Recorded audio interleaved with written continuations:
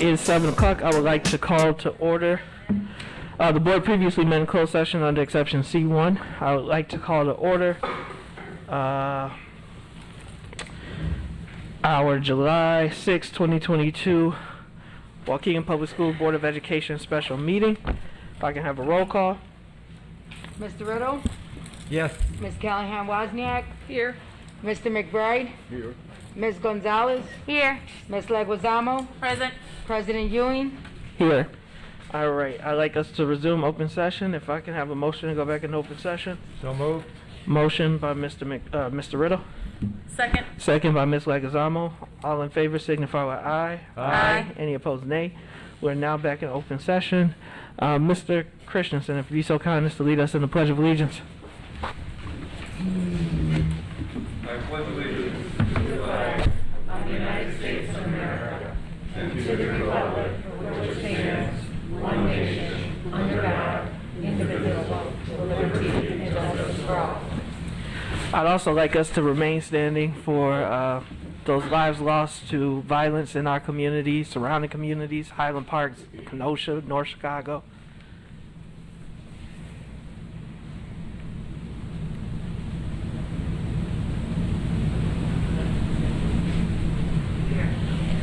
You may be seated.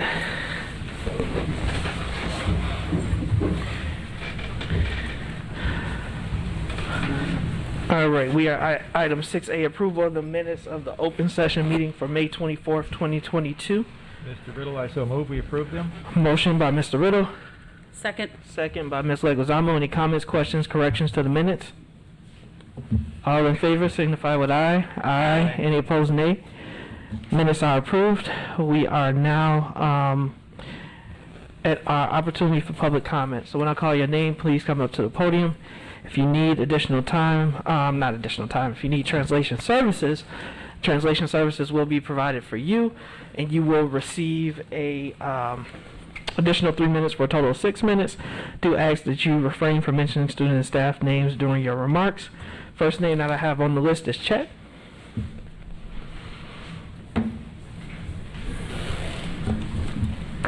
Yes, I have some questions. I'll be coming over tomorrow to the office to get the answers to.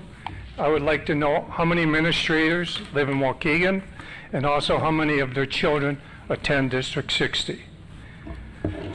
Also about the bank, who's working on the bank, if anybody's working on the bank, what are the bids put out, how much they cost, where's the money coming from, but most of all, will this improve the children's education?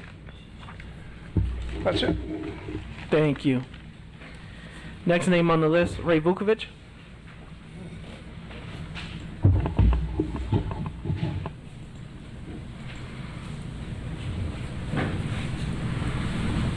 Good evening. I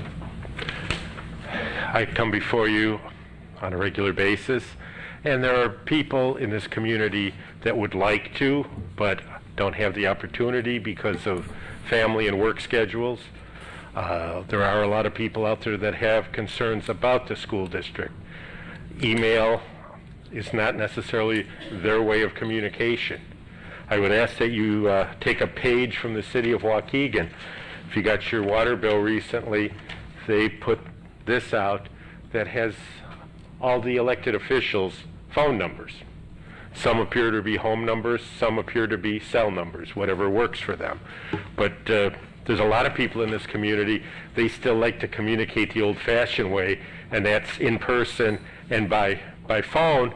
And I think that you might get some more community input, but you would also get some of the other folks that come here with concerns.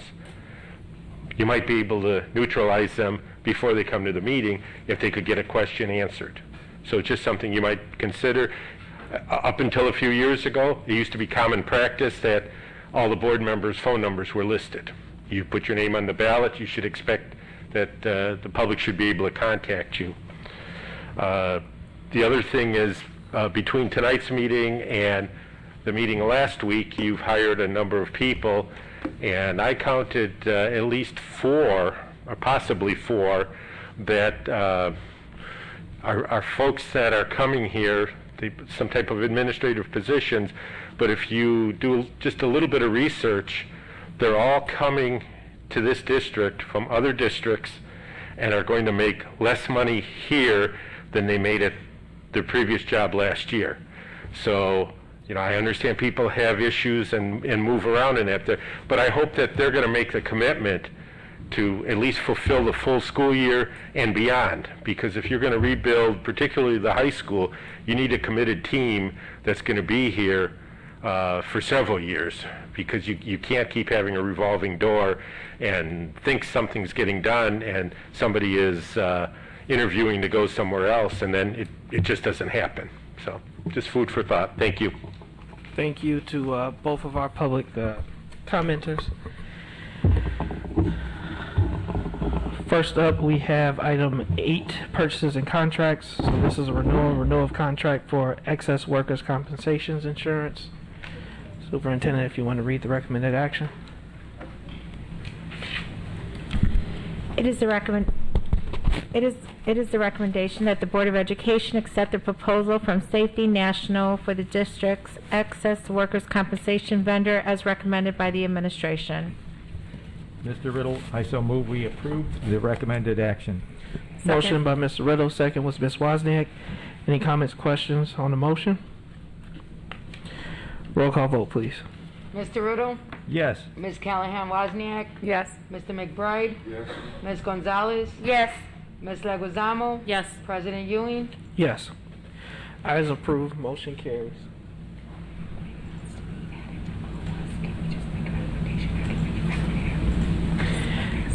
Yes, so,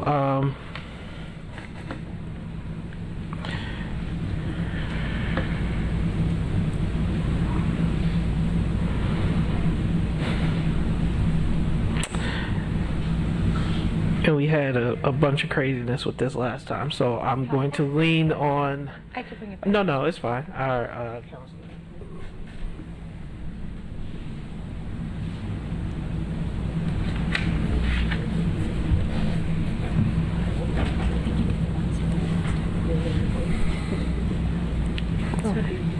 Bring it back.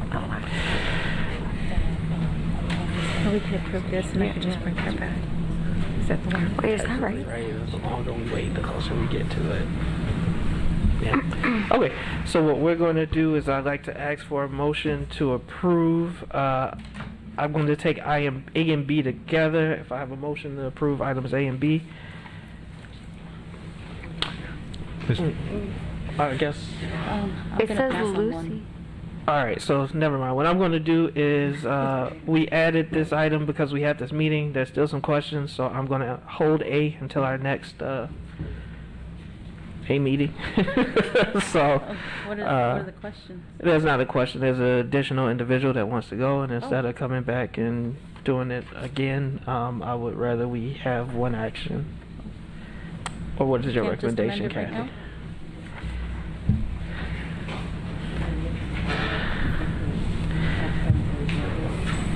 Yeah, just act on hers later. I'll bring it back next time. All right, so motion to approve item 9A. It is the recommendation that the Board of Education approve the attendance of one employee and one board member listed below to the 2022 National Association of Latino Administrators and Superintendents ALAS Education Summit in San Juan, Puerto Rico from October 5th to October 7th, 2022 at an estimated cost of $2,050 per person for a total cost of $4,100. Cost includes airfare, lodging, registration fees, and per diem. Mr. Riddle, I so move. Motion by Mr. Riddle, Second. second by Ms. Wozniak. Any comments or questions on the motion? So is Miss Hannah not gonna attend? Ms. Hannah already was approved in the. Oh, at action the that we last- took okay, last okay. one.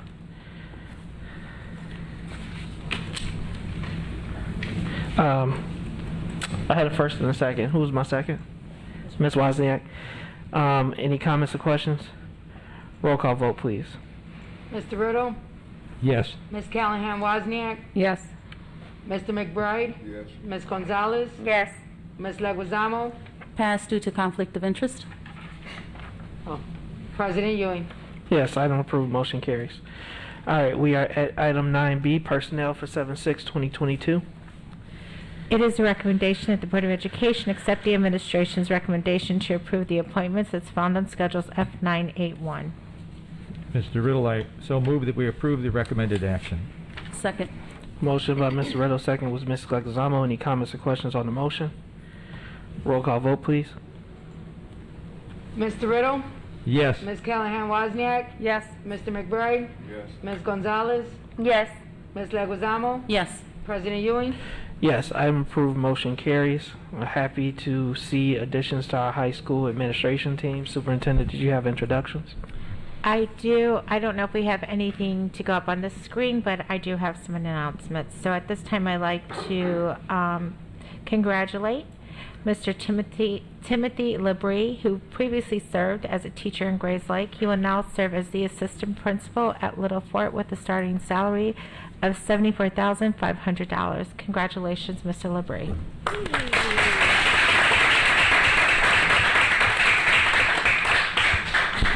We're fist bumping, just so you know. Congratulations. Good to have you. Welcome aboard. Congratulations. Welcome to Waukegan. Our next appointee is Marcy Buckmaster, who previously served as a teacher in Chicago, Illinois. She will now serve as the academic chair of social studies at the Brookside campus with a starting salary of $90,000. Congratulations, Ms. Buckmaster. Our third appointment this evening will be Mr. Mark Nyberg, who previously served as a director at the Washington campus. He will now serve as the academic chair of career and technical education with a starting salary of $90,000.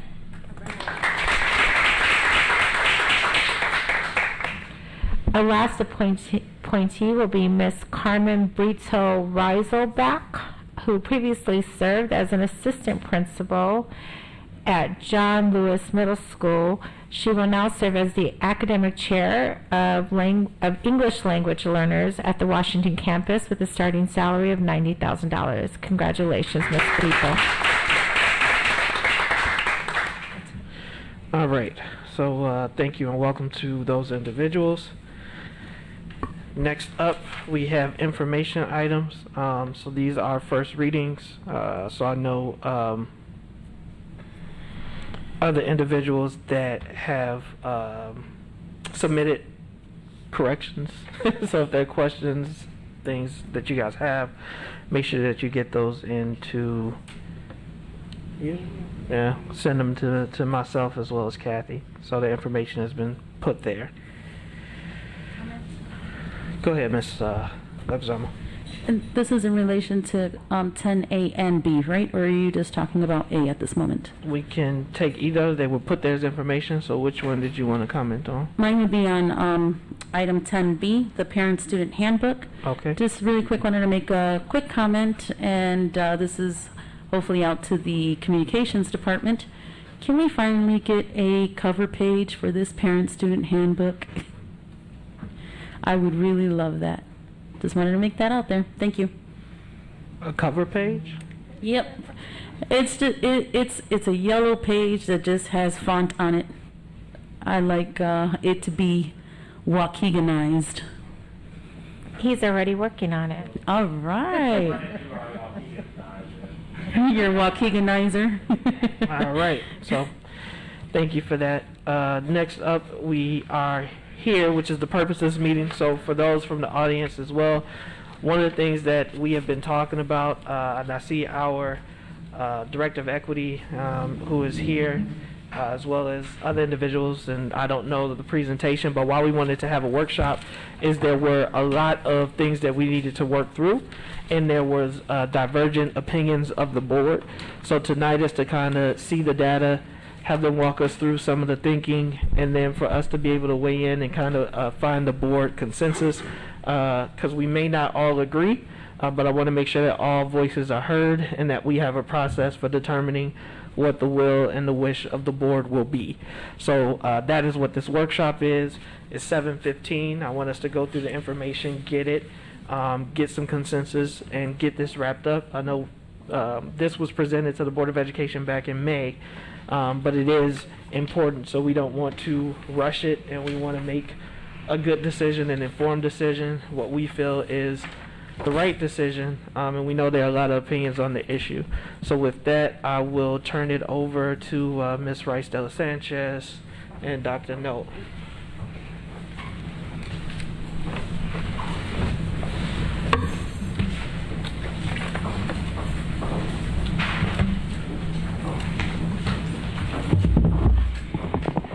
Good evening, Board of Education, Superintendent, staff, and community members.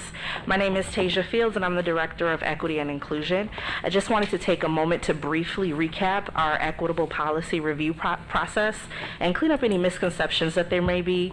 I would like us to remember that equity work is our work, and it's not something that I can achieve alone. For our district. So although I'm leading this initiative and have created this process in collaboration with our legal department, in order for us to effectively and accurately address any inequities that are present within our policy, we must call all leaders to the table. So this is why we have our policy chairs in place to lead each policy work group. I've provided the framework for them to do the work while providing them support and feedback from our Equity Advisory Council, and this is why our policy chairs are present with the final recommendations to the Board of Education, whom will ultimately make the final decision on the policy revisions. So with that, I'd like to thank our policy chairs and any work group members for being here to present the recommendations. Thank you. Good evening, Board President, Superintendent, School Board, and community.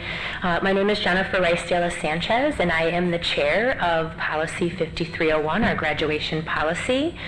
And tonight what we really want to accomplish is we want to provide a safe space where we have the opportunity to engage in dialogue, and that we respect one another around that we have an overview of our Illinois Board of Education graduation requirements, and we're gonna look through that and have reflection time.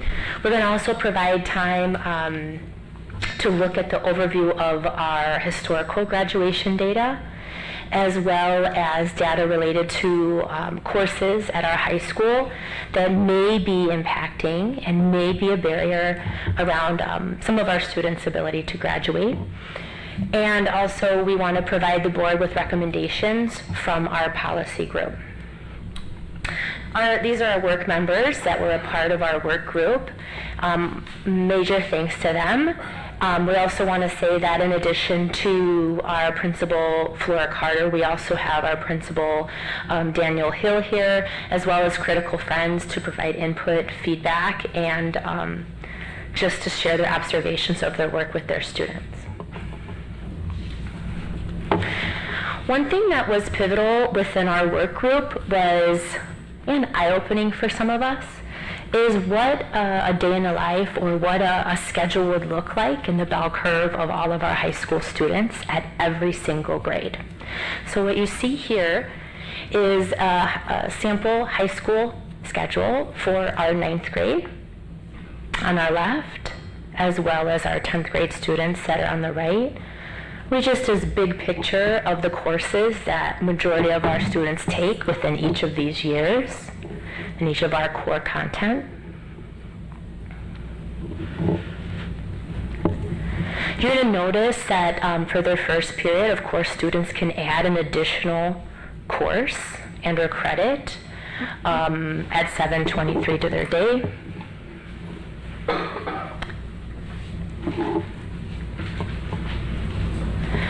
On this slide then is our 11th grade, and then to the right of our 12th grade.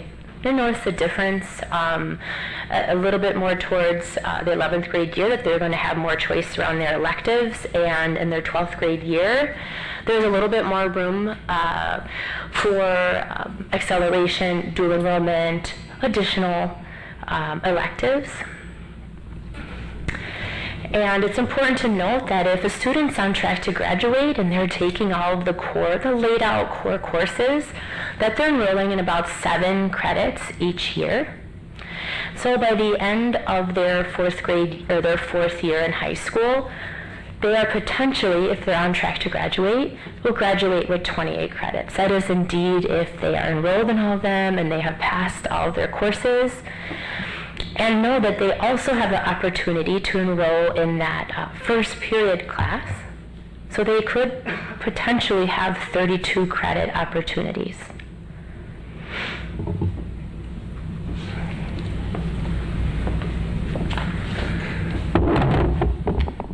Good evening, everyone. We thought it was important also to kind of show the board and the community kind of what our graduation rates have looked like over time. So we put together this graphic to just kind of show you the last 5 or 6 years of what the district's 4-year graduation rate has been. That's the column that you'll see on the left. What the 4-year state average is, the column in the middle, and then the district's 5-year graduation rate on the right. So if you look at the 4-year graduation rate in that first column on the left, what you'll see is Waukegan has been pretty consistent in terms of our graduation percentage over the last 5 or 6 years. The only outlier you'll see is school year 20. We all know that was the year of the pandemic, and it was during that time that the state of Illinois made some graduation modifications to districts across the entire state, not just Waukegan, but the high schools in the entire state. So in essence, you saw a little bit higher graduation rate in most districts during that school year. But again, looking at this rate, you'll see the percentage of students that graduate within 4 years compared to what the state average is. Now, obviously, we want to increase those numbers. A huge part of our high school transformation plan is focusing on some of the post-secondary and college and career readiness work, as well as student supports and the supports that students need on a daily basis as they transition through high school. So our goal, obviously, as part of this plan is to see not only this metric go up, but other metrics affiliated with the high school as well. And then you have the 5-year graduation rate on the right. So just so you understand the difference between those two, so if we look at school year 21, that row going across, so we had 73.8% of our students that graduated in 4 years, within 4 years. If you do the math on that, we got roughly 83, 93, 27-ish% that did not. So that 5-year graduation rate then, of those 27% that did not, there's roughly 79% of those that graduated took them 5 years to graduate. Okay. ISB also has a 6-year graduation rate data point as well that districts can look at if they need to. But just so you can see those comparisons to what the state average is to what Waukegan's average is. The next slide then, so we took a snapshot of just the graduating class of 2021, just to kind of give you, provide the board with a breakdown of those numbers that I just showed you, who is graduating. All right, so we looked at the different student groups, and you can see the different percentages that are associated with each student group. So for example, the first row, this is a reminder now, this is the class of 2021. This is just a snapshot of that class.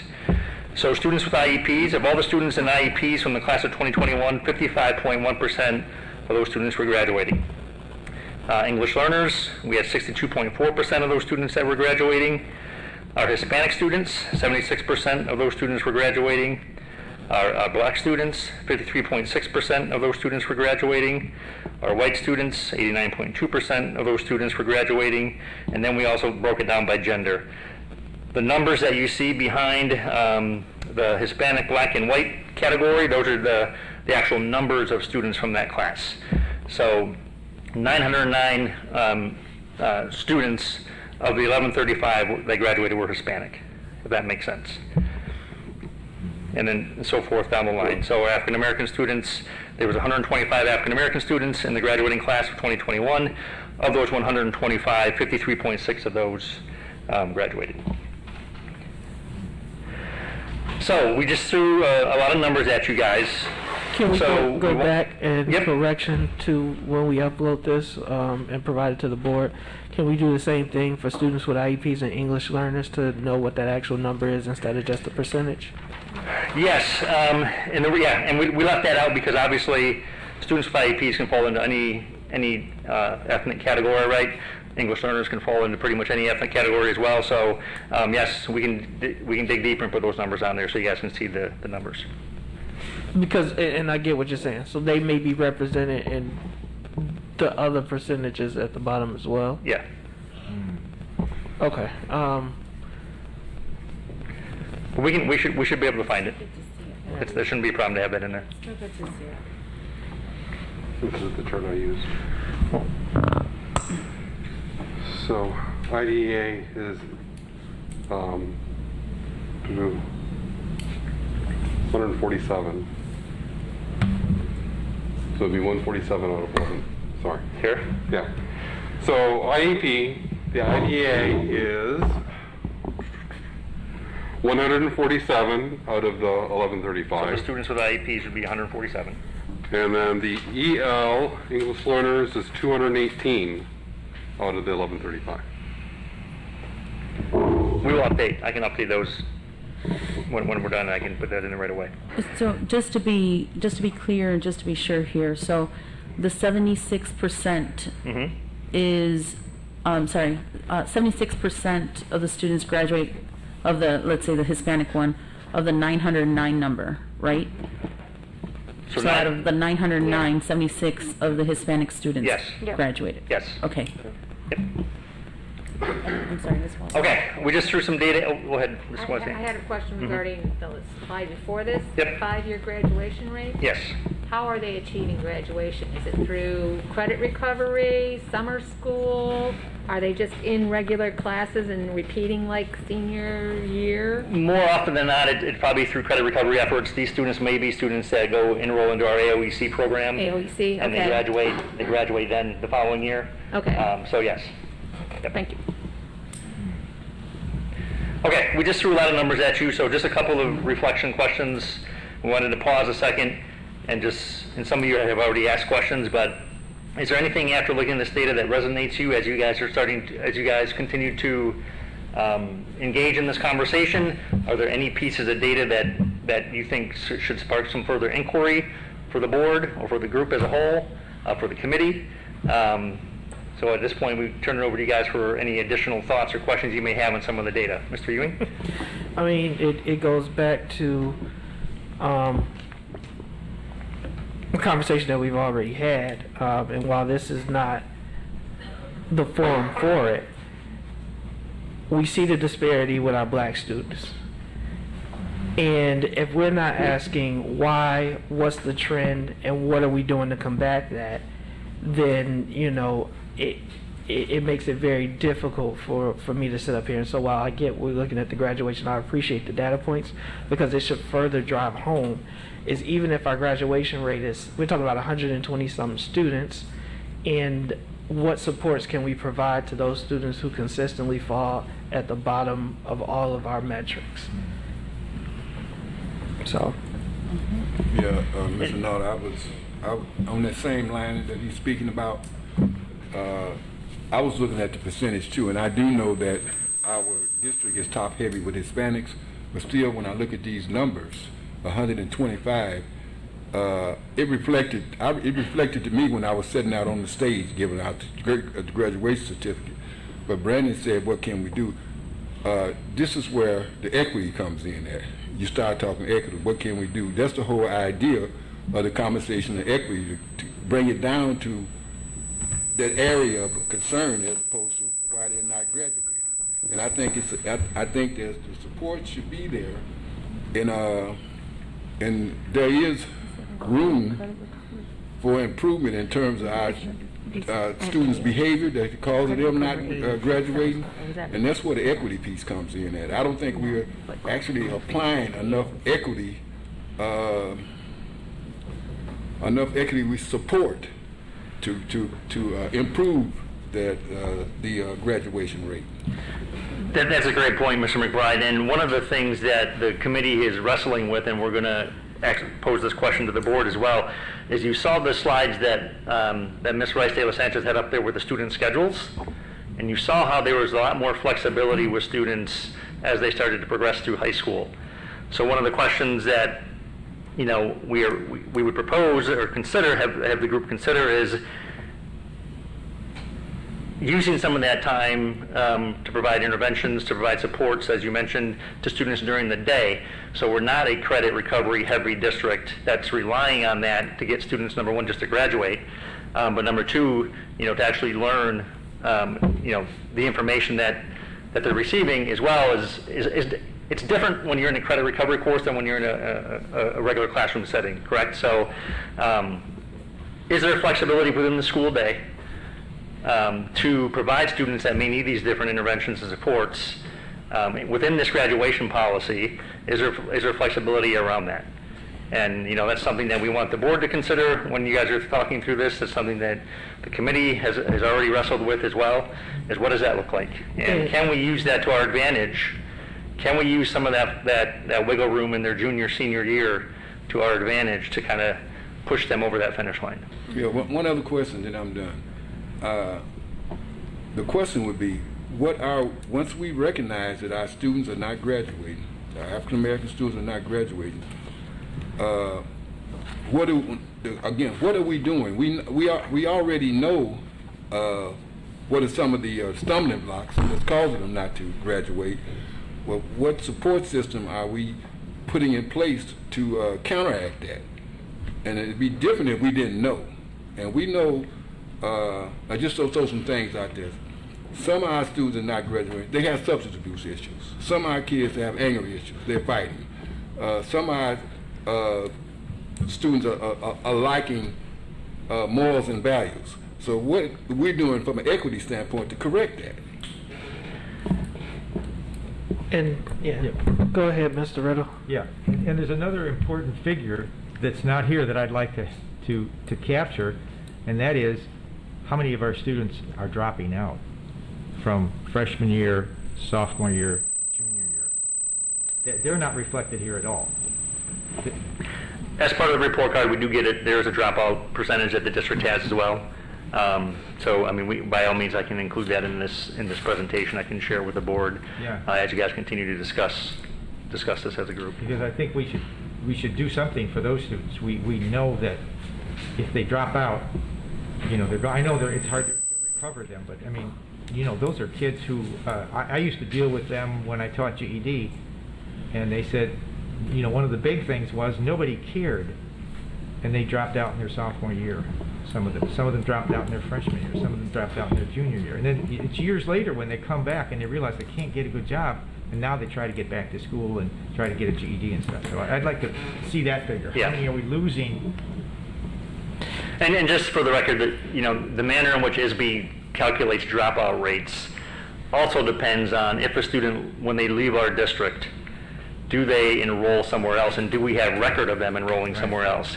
Because they may enroll in another district, but if we don't know about that, the way we code them, it calculates sometimes as a dropout. I think Eric can probably speak to that a little more, but sometimes it's not a matter they drop out and they quit school. They drop out, and for whatever reason, we're unable to locate them to find out where they re-enrolled or what they did after they left us, and that impacts as well. Thank you, Ms. Gonzalez. Yeah. I just wanted to drive home a point that should be very alarming to everyone, and I know it is alarming to us as a board. People have already said what kind of crisis we are in terms of our education system as a whole, but one in every 2 black students are not graduating with us. 1 in every 2 students with IEPs are not graduating with us.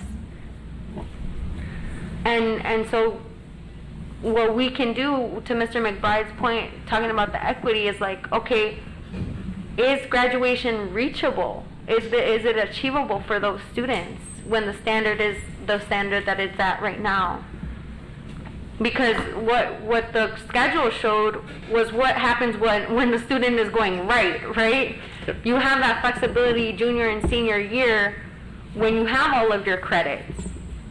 But freshman and sophomore year, when you're entering and you aren't reading at grade level, you're struggling with math, and then you lose credits from the beginning, you don't have that flexibility. Those classes, those slots are gone, and it's too late. And that's why the students have to enroll in summer school or do alternative programs to catch up. And that's, if you guys recall, the partnership that we presented, I want to say April, with the Network for College Success, and how they're going to help support freshmen on track in our district, you can definitely see the correlation between those two metrics.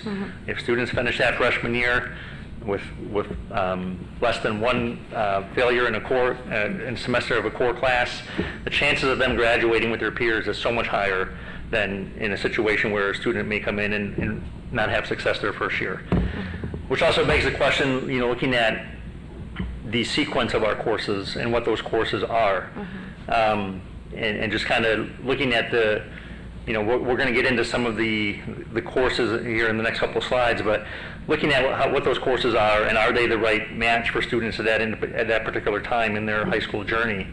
Are we unintentionally setting up some other barriers in the way that we structure our courses and the sequence of our courses as well? So, and I want to be clear, even with what Mr. McBride said. I wasn't asking what can we do. I want to know what we are doing. And one of the things, and I don't have to, I get this is not the forum for it, but being that this is not the first time that we are discussing it,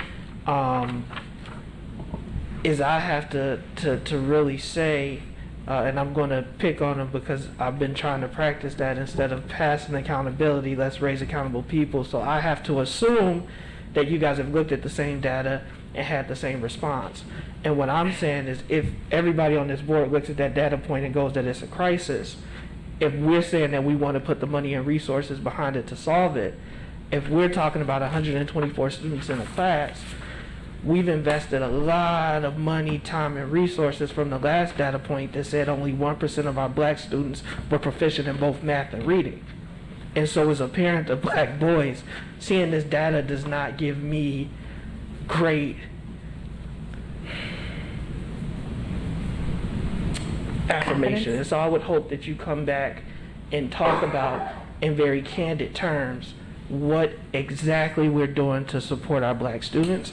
Is because it can no longer be a rising tide lifts all boats. It's because our boat is not rising with the rest of the students.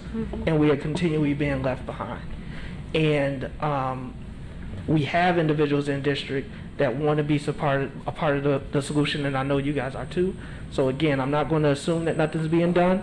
I know this isn't the forum that you were presented on that. It's looking at the data. You're doing exactly what we asked you to do. It's just that you say what piece sparks further inquiry. It is the fact that on every metric we continue to see, and some of the things that we put in place, like BAM, like WOW, why they get criticized as organizations, is because, even to Mr. McBride's point, we always are approaching, in my opinion, not always, I hate to say those terms, marriage counseling, you never say always, right? Is what I will say is oftentimes when we're talking about our black students is in relation to discipline. I didn't get suspended one time in school. My brother didn't get suspended one time in school. My older brother didn't get suspended any times in school. And while that's an issue for some, is we shouldn't always be approaching it through the lens of discipline. And so I will look forward to the rest of the presentation, and hopefully some of that will be teased out. But we do have our end of year data that will be finalized by ISB this summer. We usually present to the board. It becomes public in October. We usually present to the board shortly after it becomes public on all of our assessment results. Obviously, that'll be attendance, graduation, freshman, all those metrics that are on the report card will be available. As right now, ISB is going through the whole reporting end of year reporting process. But I think that would be an opportune time for us to maybe address Mr. Ewing some of those concerns in when we present that information to the board. And I see, Ms. Leguizamo, and I'm going to throw these off because it's coming to me. I just want for clarity, the courses that you presented on, Ms. Rice-Dela Sanchez, are not mandatory currently. That's just how many students can take the 32 number, or? You're talking about the sample schedules? Yes. Go ahead. That was the, let me go back. For the sample schedules, I would say, let's say if we were looking at, Lee, the ninth grade. I think it was like slide 3. Yeah. There you go. If we were looking at the ninth grade there on the left, our physics is, right with our policies, one of our 3 sciences. Our language arts is, our algebra 1 is, Our world history is that's one of the 3 social sciences. Our PE is, our freshman seminar is, and our elective is. And if we were an English learner, we would not be able to have that elective right there. We would have an additional sheltered course.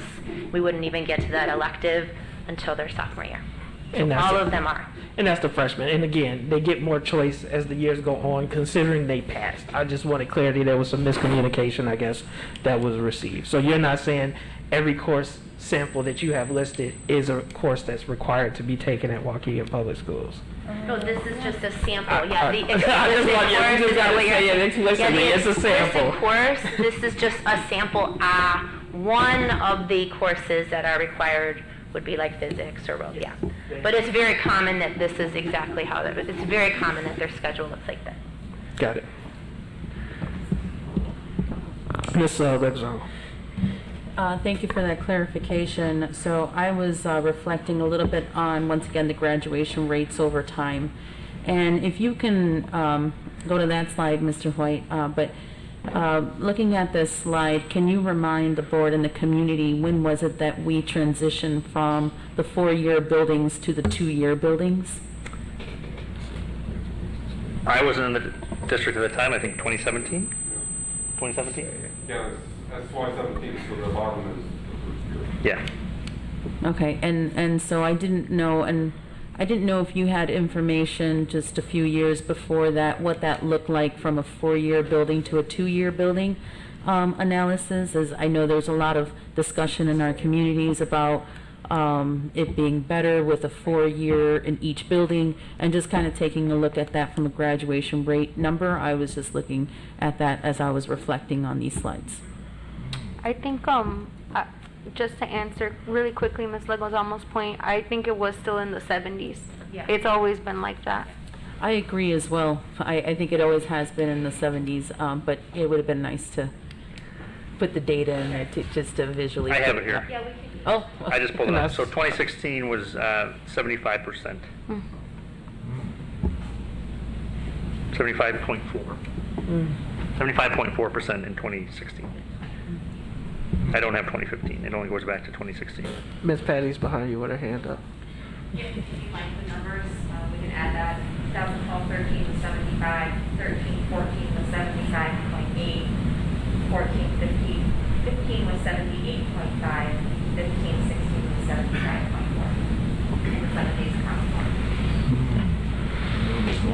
And that's just confirming for those that didn't hear on YouTube that going all the way back to 2012, I think is what 2012, it's been about 75% prior to 2017. All right. Well, thank you for pausing, and Yep. I'm going to ask that we continue. And again, these rates are really good questions, and this is why some people don't like to do the equity work, is because it raises a lot of other questions. But I do want to remind the board that our focus is on the policy itself, but these are some of the things that impact what decision we may or may not make. Go ahead, Dr. Knoll. Thank you. So the next 2 slides refer to the handouts that you have. One handout is the Illinois State Board of Education's graduation policy. That's the one with the blue, or the really clean chart on the front with a lot of the check marks. We do have extra copies if someone in the audience would like copies. We have copies of that up here as well. One thing that I just wanted to point out about this document, and this is something that we're seeing, it seems like annually, is that there's changes to ISBE's graduation requirements, especially as I think the curriculum gets more inclusive and they start to explore different avenues of courses and things that become either a societal priority or whatever the case might be. This chart breaks down for you the next 4 to 5 years and beyond, stretching beyond 28, 29, on what currently ISBE's graduation policy is and what students need who are entering their freshman year during those time periods. So you can see across the board from a language arts perspective what is needed, from a math perspective, The addition of computer literacy will be something new for this upcoming school year for students that are going to be freshmen. Sciences, social sciences, etc.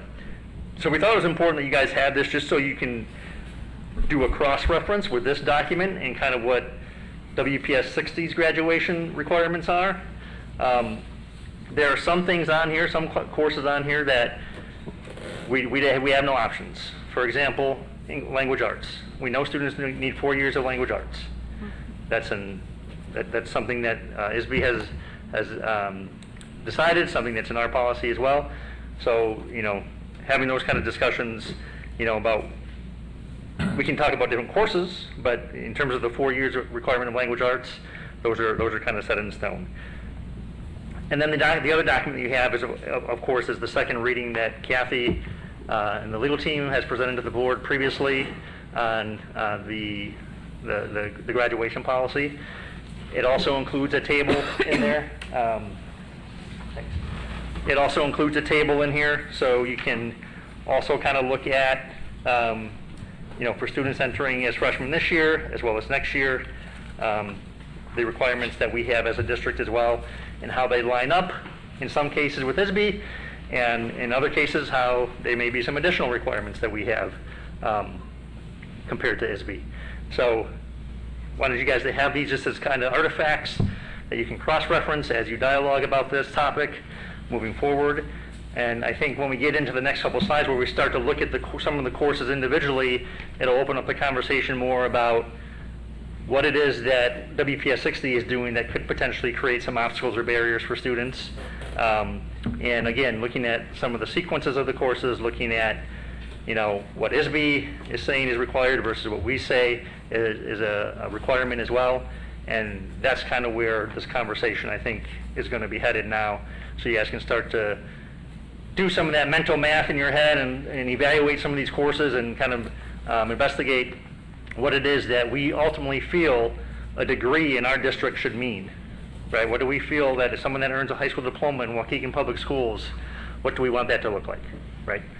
So I'm going to turn it back to Jen, who is going to walk you through some of the courses that we analyzed.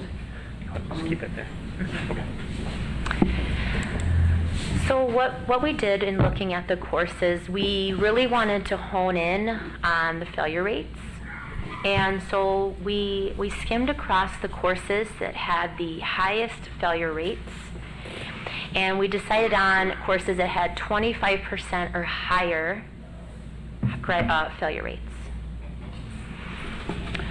So if we look at the first row, our physical education, now know that this is a lump sum of PE 1 through 4.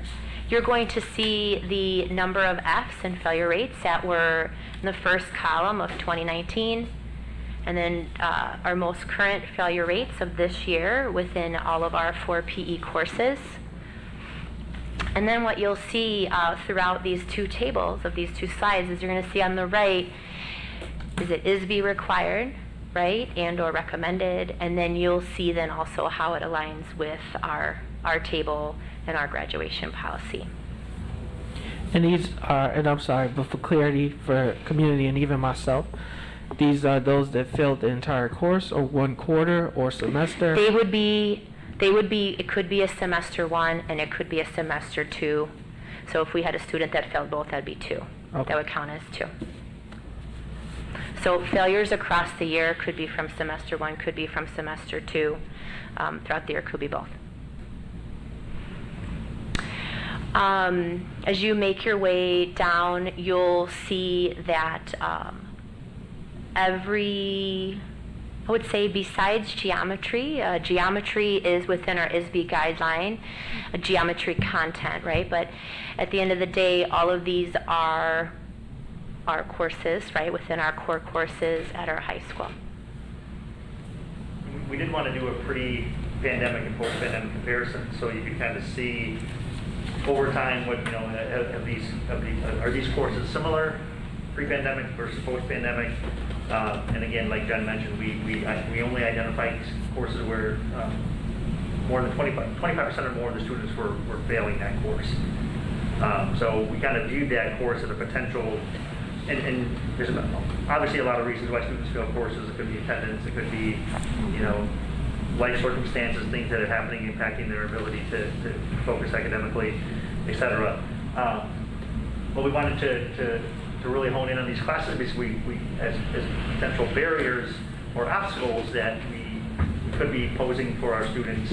And then this also opens up different conversations about grading and what grading means in classrooms and how teachers are grading and the teachers that are teaching these courses as well, etc. So there's a lot of different things that connect to this. It's not just a student took a class and failed. You really have to start to peel the layers back to figure out why, and if it's a, you know, what's the root cause of that failure. But And I do apologize, I see your hand, but the format, if you can, I'll give the opportunity where it's typically not a dialogue, but it's not, you know, I want you to participate, and we have the time. So if we can wait until they finish, then I'll come back to you for the question. One thing to note in here too, if you're looking at the 11th grade or the 10th grade literature composition, those are also as a house and couch in it the ISB requirements of a writing intensive. So when you see that on the ISB, right, and you see that there's writing intensive and there needs to be 2 years of writing intensive, it could be within any of our courses. As currently right now, it's in our language arts courses. So I wanted to note that. I also wanted to note that the way our courses, our science courses, our physics, our biology, and our chemistry, they are all written as lab courses. Lee, the next slide.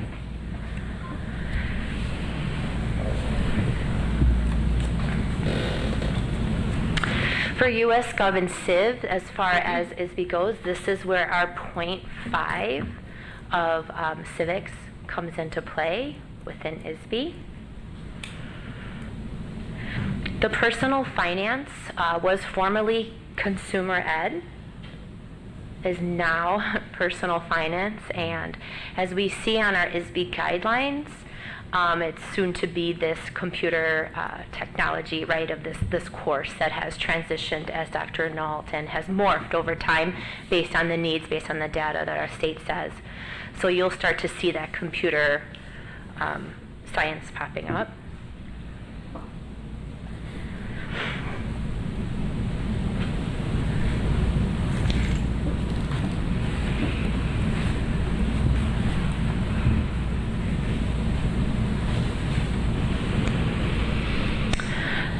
For the courses that we're looking at over these two slides, are there any questions? Or yes, Ms. Westnant.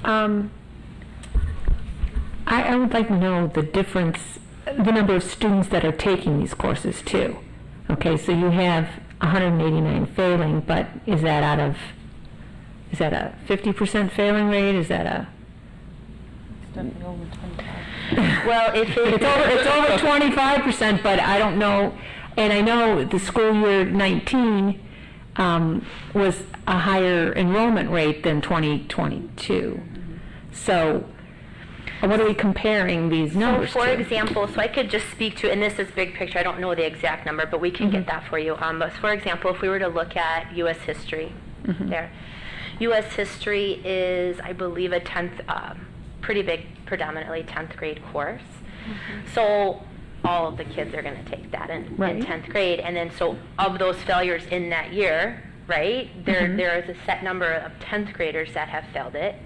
In addition, there are students that are possibly now 11th grade and are taking it again in their 11th grade year. And then there's a subset of those students that are failing it too. So those combined of that course would be the total number that have failed it. Right.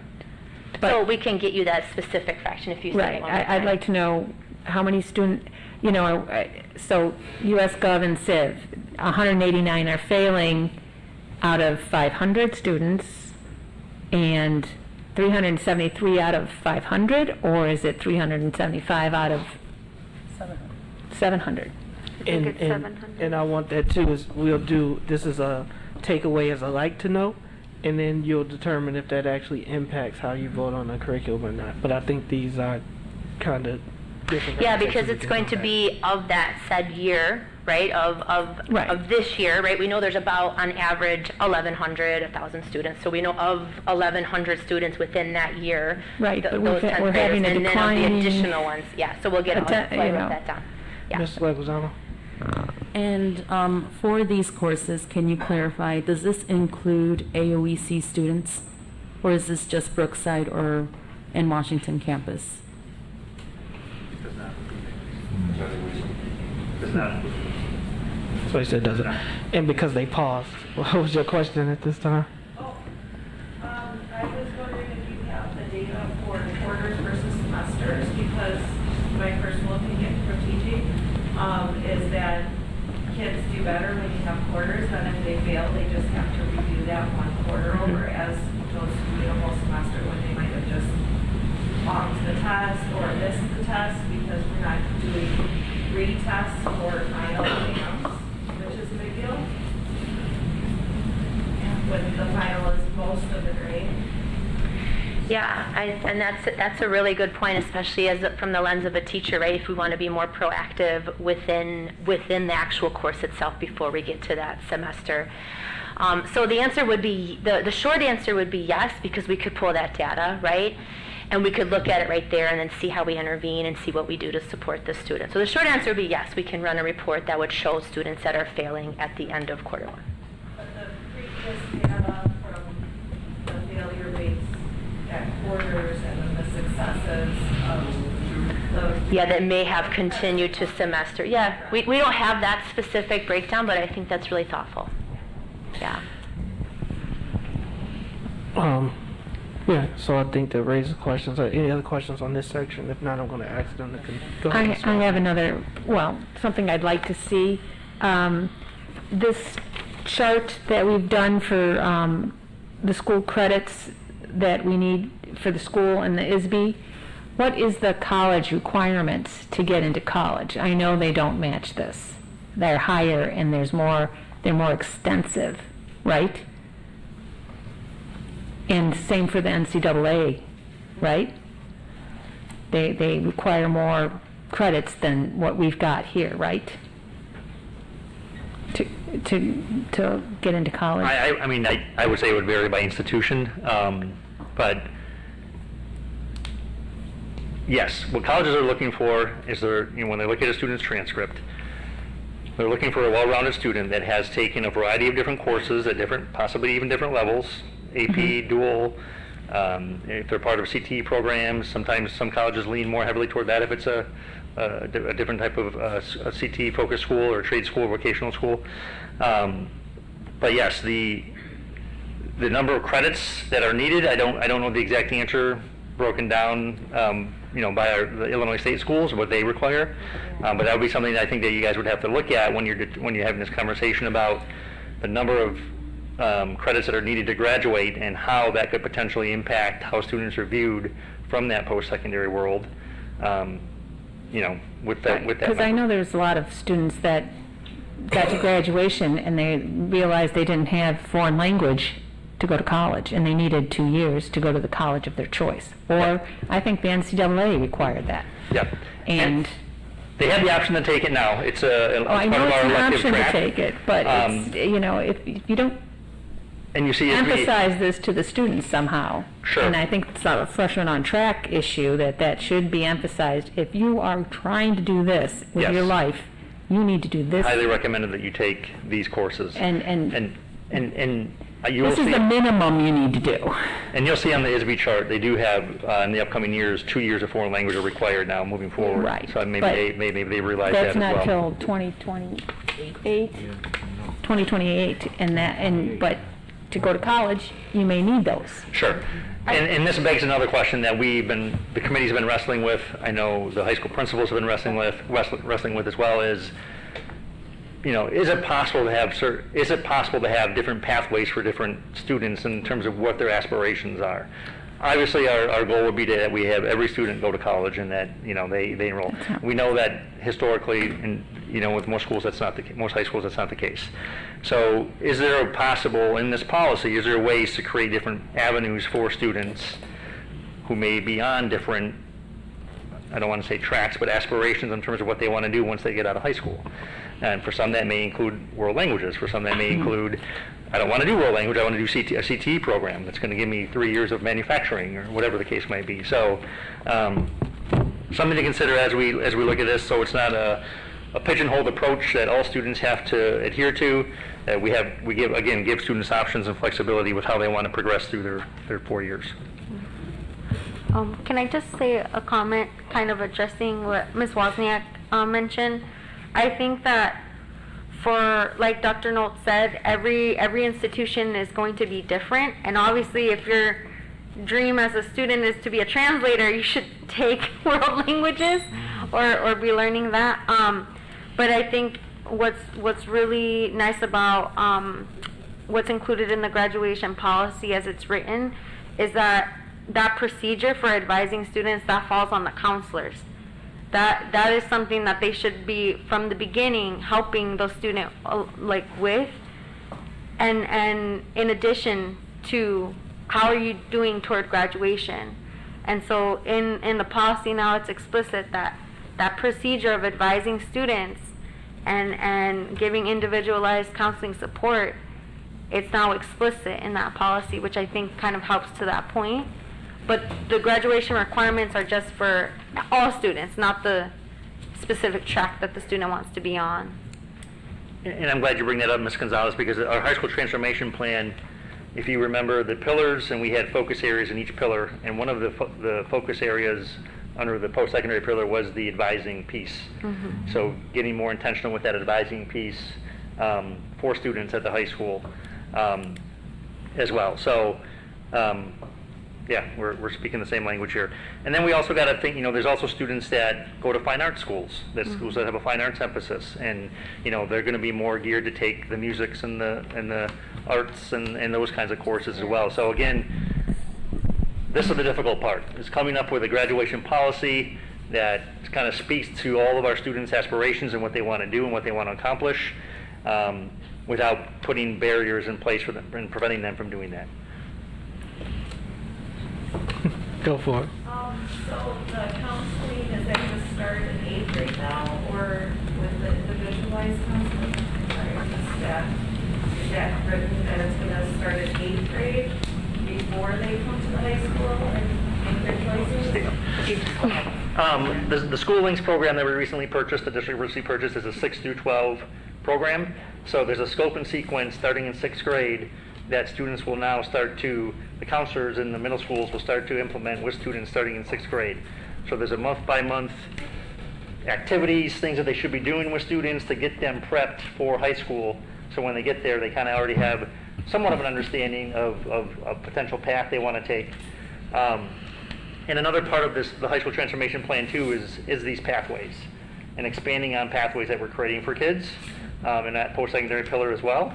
And that could be, again, CTE pathways, that could be a dual credit pathway, that could be a college career pathway, or college pathway, nursing path. And we all these things that we're exploring as part of these pathways that we want to, that we have high aspirations as part of this high school transformation plan over the next 5 years that we want to build out. The second thing that I just wanted to comment on is that with physics being a freshman thing, a lot of those, I'm sorry.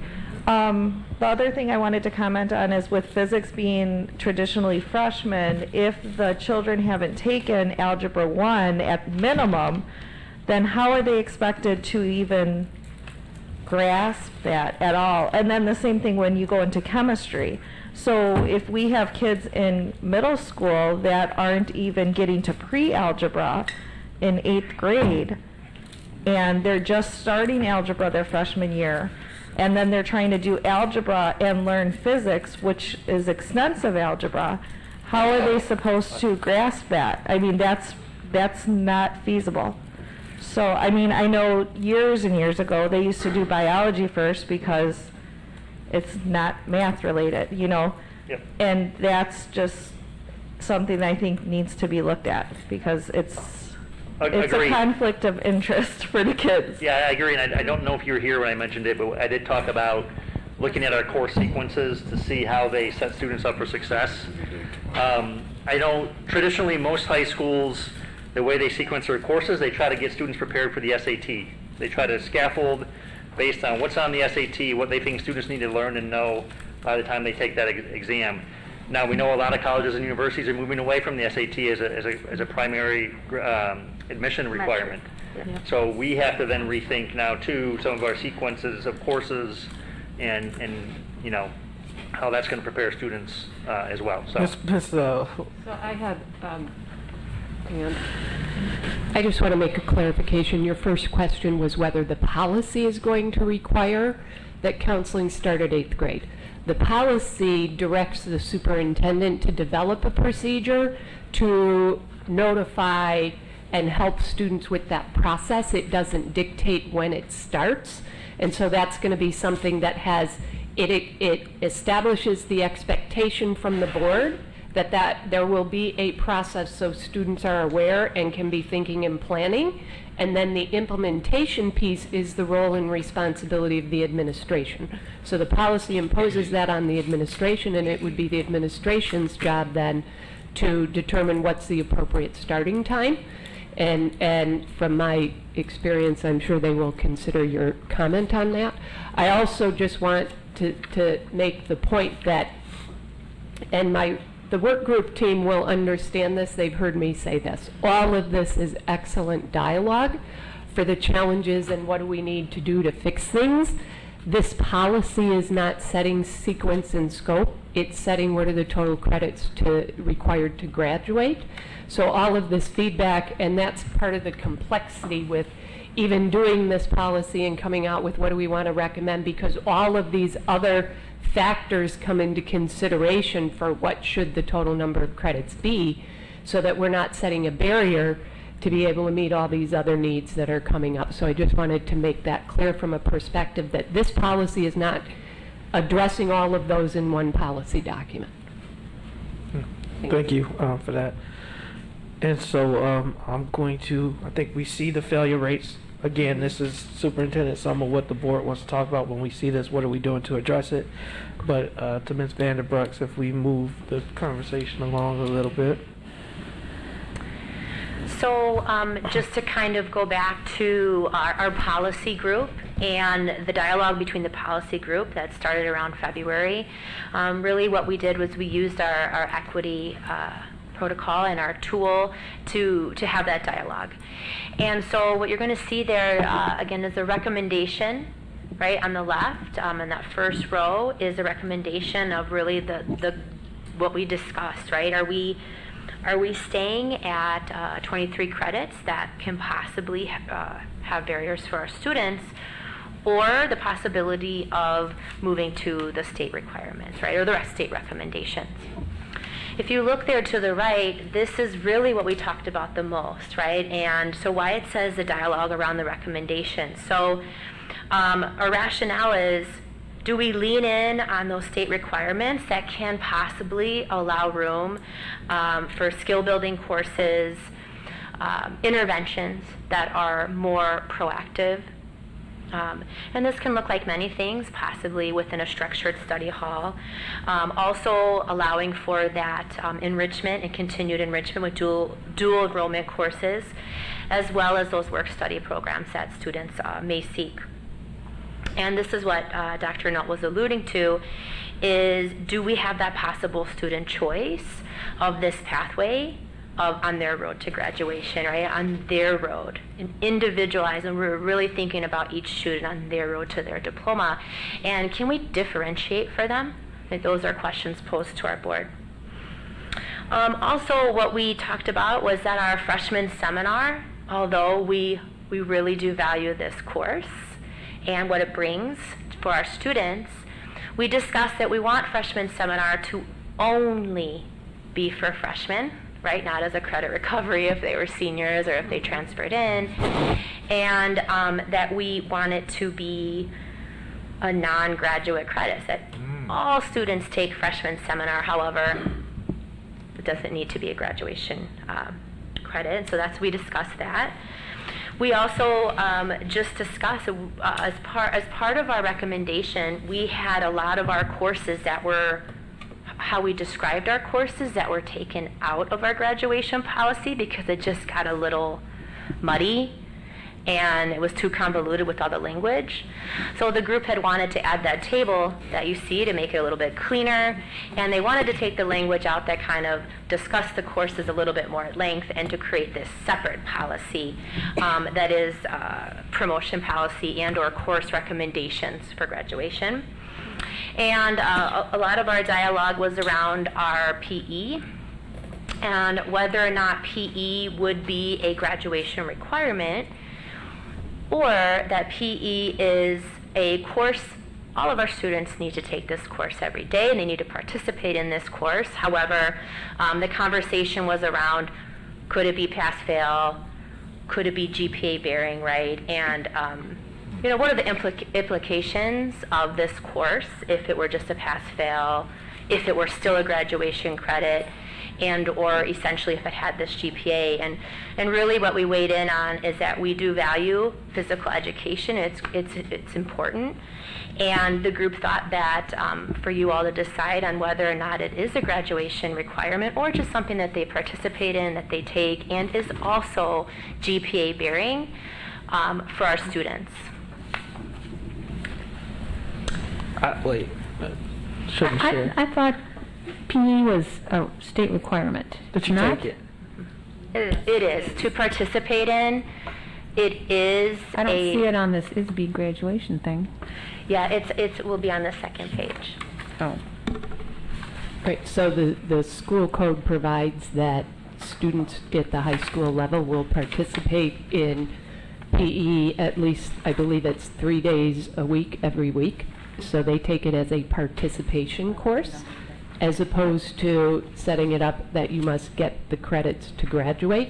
It may not be on that particular form because that form is, I think, just hitting the graduation pieces. It's not talking about their participation courses that the school code requires we have.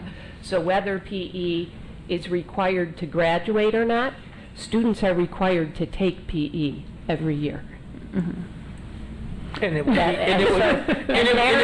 Therein lies the question to the board.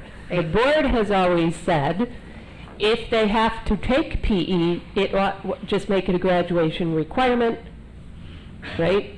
I don't know the reasoning. I'm not going to try to go there. I can imagine, if it's required, you're going to be more likely to participate, cooperate, et cetera, if you have to earn the grade. Or do you do it pass-fail? PE is Right? I always know the your work easy group A. talked about that.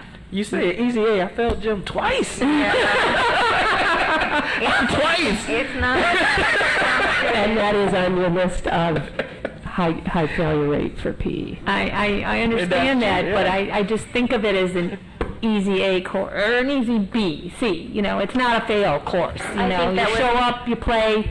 Yeah, that was part of our dialogue, you hit the too. ball. why? Right, Are we that's failing? part of our dialogue, and the recommendation is that if it indeed does have that GPA weight to it, Right. right? And if you do earn an A, that you're getting that credit for it, But yet, at the flip side, it wouldn't hinder someone that may be struggling through PE. Lazy. Yeah.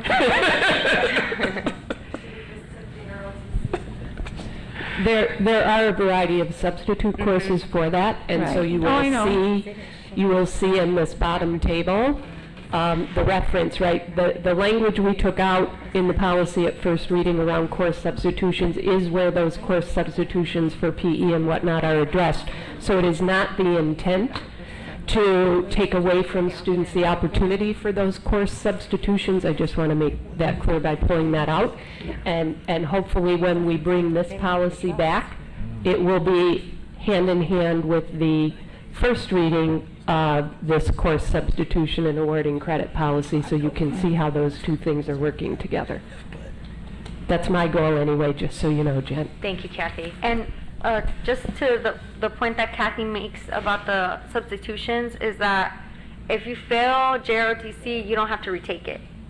And that's the con of gym, right? Because it's a graduation requirement. Some of our students that fail maybe freshman gym now enter sophomore year having to retake their freshman gym credit and their sophomore year credit, whatever they choose to do. So if you fail a approved substitute for PE, that's okay? Well, it's not okay. I mean, Failing is not you don't okay. have to have those 3.5 credits? Just participate in it as far as when that You don't have to policy- make it up. So if I failed driver's ed, for example, I wouldn't have to retake driver's ed to get that gym credit, right? And so that's the thing. So I think what I hear from teachers' concern is that if you don't make it a graduation requirement, will the students take it seriously? Right. But I also go back to that's how we communicate it to the students, is because Right. if I'm telling you that this impacts your GPA, you want to go to college, why wouldn't you participate, in gym? In mine, it was complete. It wasn't even laziness. We had to dress, and we had little shorts and skinny shirts, and now they can wear whatever they want. They just have to.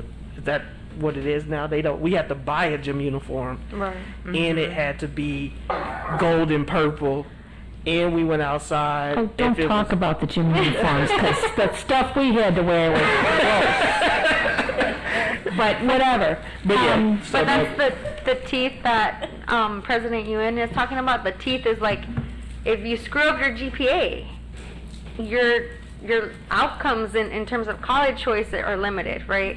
If you mess around and you don't dress for JROTC, you could say goodbye to being a company commander and all of the, because it's about responsibility for the student and same for band. If they're not practicing, if they're not participating, they're not going to lead the march in the parades. And so I think it's about centering the student and saying, hey, if you want to be a student leader, give it 100%, and then, later down the line, more options and opportunities to be whatever it is that you're trying to aim for are higher. Now it's like, okay, you have to care because like there's something in it for you that's more than just like, oh, I got to get it over with, Yeah, that'd be a shift in the dialogue, as well as really moving the dialogue with students towards that agency, right? And really innately, right, how do we continue to coach students to have agency? And so are there additional recommendations? Yeah, we had some questions for you all to consider, right? And to reflect on. One last comment on the PE things. I think if we decide to maintain the current PE requirement, there has to be a really intense conversation around grading in PE and what that looks like. You saw from the slide that there's a high number of students that are not successful in PE for whatever reason. And I've been having this conversation, it seems like for 10 years now, since I've been a high school principal with PE departments, about what a grade should mean in PE. So something we need to continue to explore depending on how we land on that particular topic. Dr. Null, I have Yeah. to say this, but I'm thinking from the lens of a high school principal, right? Because I've had this conversation with my staff as a principal and just over the years, right? So just getting really granular on who are those students that are consistently failing and the reasons why, whether, females, you know what I mean, or males, or access to uniforms. I mean, because when we're looking at this through the lens of equity, we're looking at trying to create a foundation where all students can be successful where they start, right? And so I'm because I was having a sidebar here with Brandon. We're like, I'm getting really granular, but I think in order to make that decision, if we're looking at this through the lens of equity, that is one of the questions that need to be asked, right? So who is, and especially when we've just seen that other data points of 50% of African American are not, so is this just another social construct like the ACT and SAT, so is this a social construct that keeps certain students out or does not allow, do you get what I'm saying? So those are the questions I think we need to ask as a board in order to ensure that we're creating a policy where we can meet every student from where they are. And if Miss Hannah was here, I'm channeling my inner Miss Hannah, all things come back around. And so this was a data point that the late Reverend Wellstone Francis looked at, was the failure rates that were single-handedly quoting now what is a decade old, but was reducing our graduation requirement by 5%, and it was PE. And one of the ways that they did that was they started to have the students come in to make up those PE credits. And so he ran that program with a volunteer group of pastors at 6 a.m. So they had to show commitment and dedication, but they single-handedly improved the graduation record, because they had students that were failing, and it was, back then it was dressing, I don't know what the grading is now, and they went, well, if you come in, you could make up those days that you missed. And so that 0 that you got for that lack of participation, you were able to come in, participate, and you got credit.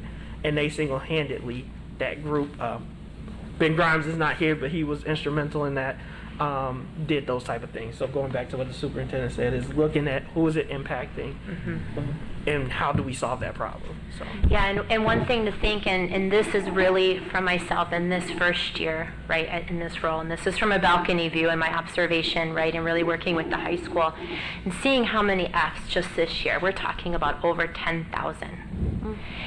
And so I know it's the high school's plan, it's the intentionality that we have the right people on the seats on the bus that can really break it down, not only by department, right, but by classes, to have that dialogue with teachers. And so I know that you're speaking about the resources, right? And so when we have those resources that can get granular for the sake that we need to get granular for our students, that is being built, that is being coached, and that is in process, right? And I'm really grateful that it is, as we see this, because I think really to our community members' point, is we want to look at it in the moment, in the unit of study. We don't want to wait until the end, right, to support our students. Okay, so I'll let you guys walk us through these questions. Yeah, this is the last slide. So the last slide is these are just questions, and you've heard some of them already tonight, that the committee is going to continue to wrestle with, that you as a board have to wrestle with as well. What do we want a diploma to mean in our district? As a district, how can we advocate for all students' post-secondary aspirations through differentiated pathways? Do our current course sequences set up all students for academic and social-emotional success? Are we providing optional time in a student's daily schedule for acceleration and/or intervention?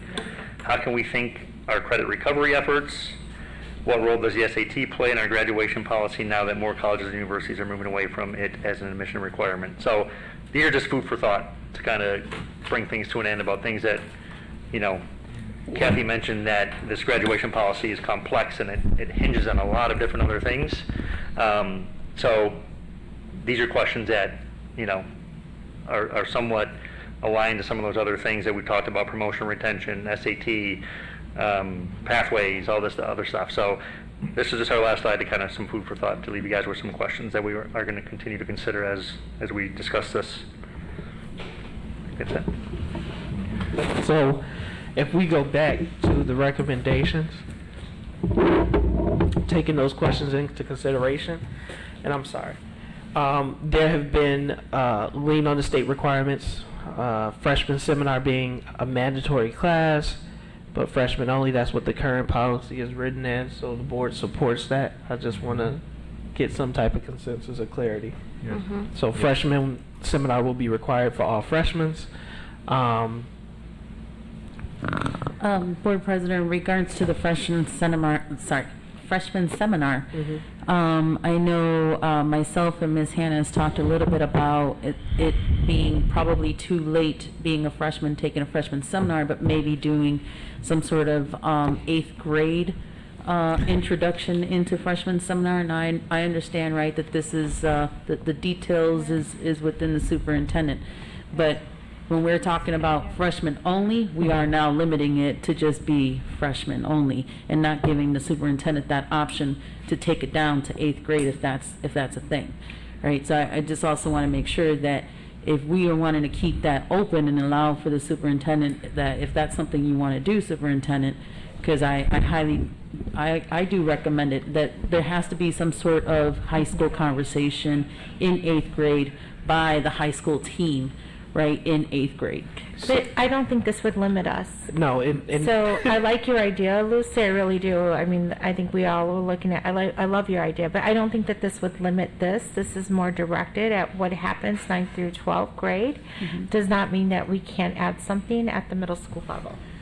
because these are about credits and credit earning, and so in the 8th grade, even if you did the course, they wouldn't be earning credits. So I think the point is that, well, freshmen have to take it to get, and what I hear the board saying, unless I hear differently, is they have to take it, but it's not a required credit. Right, it's like the Constitution test, right? You got to pass the Constitution. You have to pass it, but it's not a high school credit graduate. It's not a high school credit, type of thing, right? So that's what I'm taking it as. So I'd like to just get clarification, and it may be that the admin needs to weigh in on as well on freshman seminar from a drafting perspective. I think there are two questions, and correct me if I don't have this. One, when we say freshman only, it means if you transfer in after your freshman year, you don't have to come back and get freshman seminar. Right. That would be waived for you. Right. That is not the same thing as whether freshman seminar is a required course or for credit or a participation course. So does the work group what was the work group's recommendation for whether freshman seminar should be required credit or participation, or was that a question to the board that you wanted their feedback on? The recommendation was that it is 1 credit and it becomes pass or fail.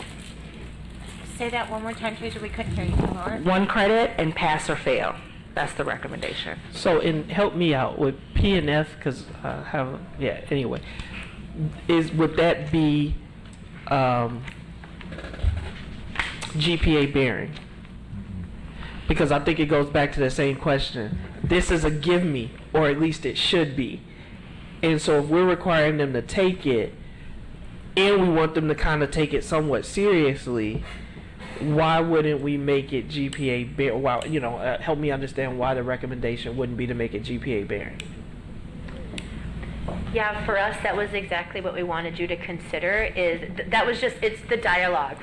For us, we're really about the process to kind of put it then there in your hands. But I do not disagree with you, just so you know. But that was just the dialogue and what the teams had said, and at the end of the day, and it falls with you. I see that hand, and now I see Ms. Wozniak hands. Go ahead, Ms. Fulton.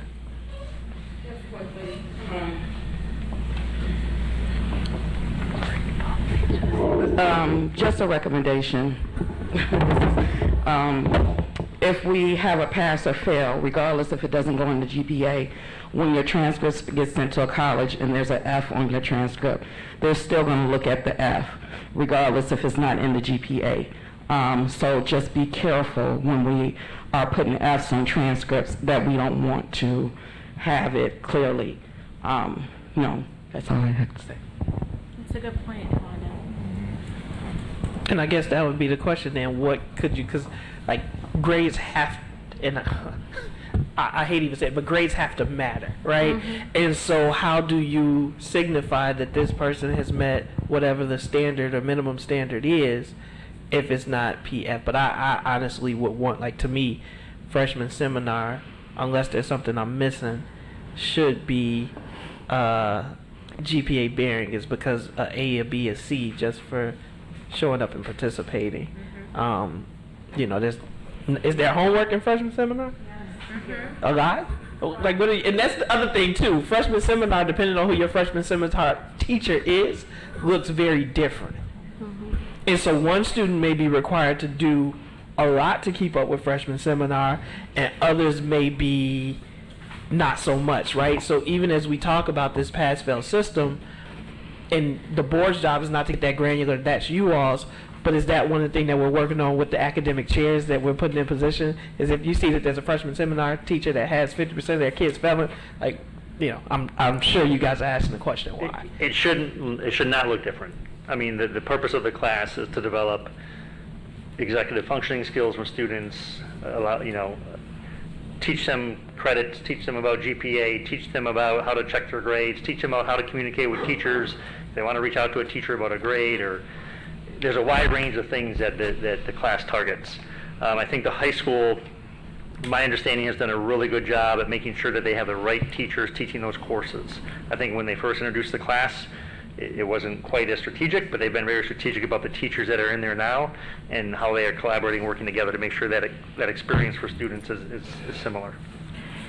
I know why you guys are thinking the grades, but to me, I'm thinking that there needs to be something outlined that like says, and this is just very hypothetical, okay, that if you complete 60% of like whatever the thing is, because as we all know, grades are subjective, right? And so you may take Taja's class and Mrs. Phil's class and you get a C, you take mine, you get an F, right?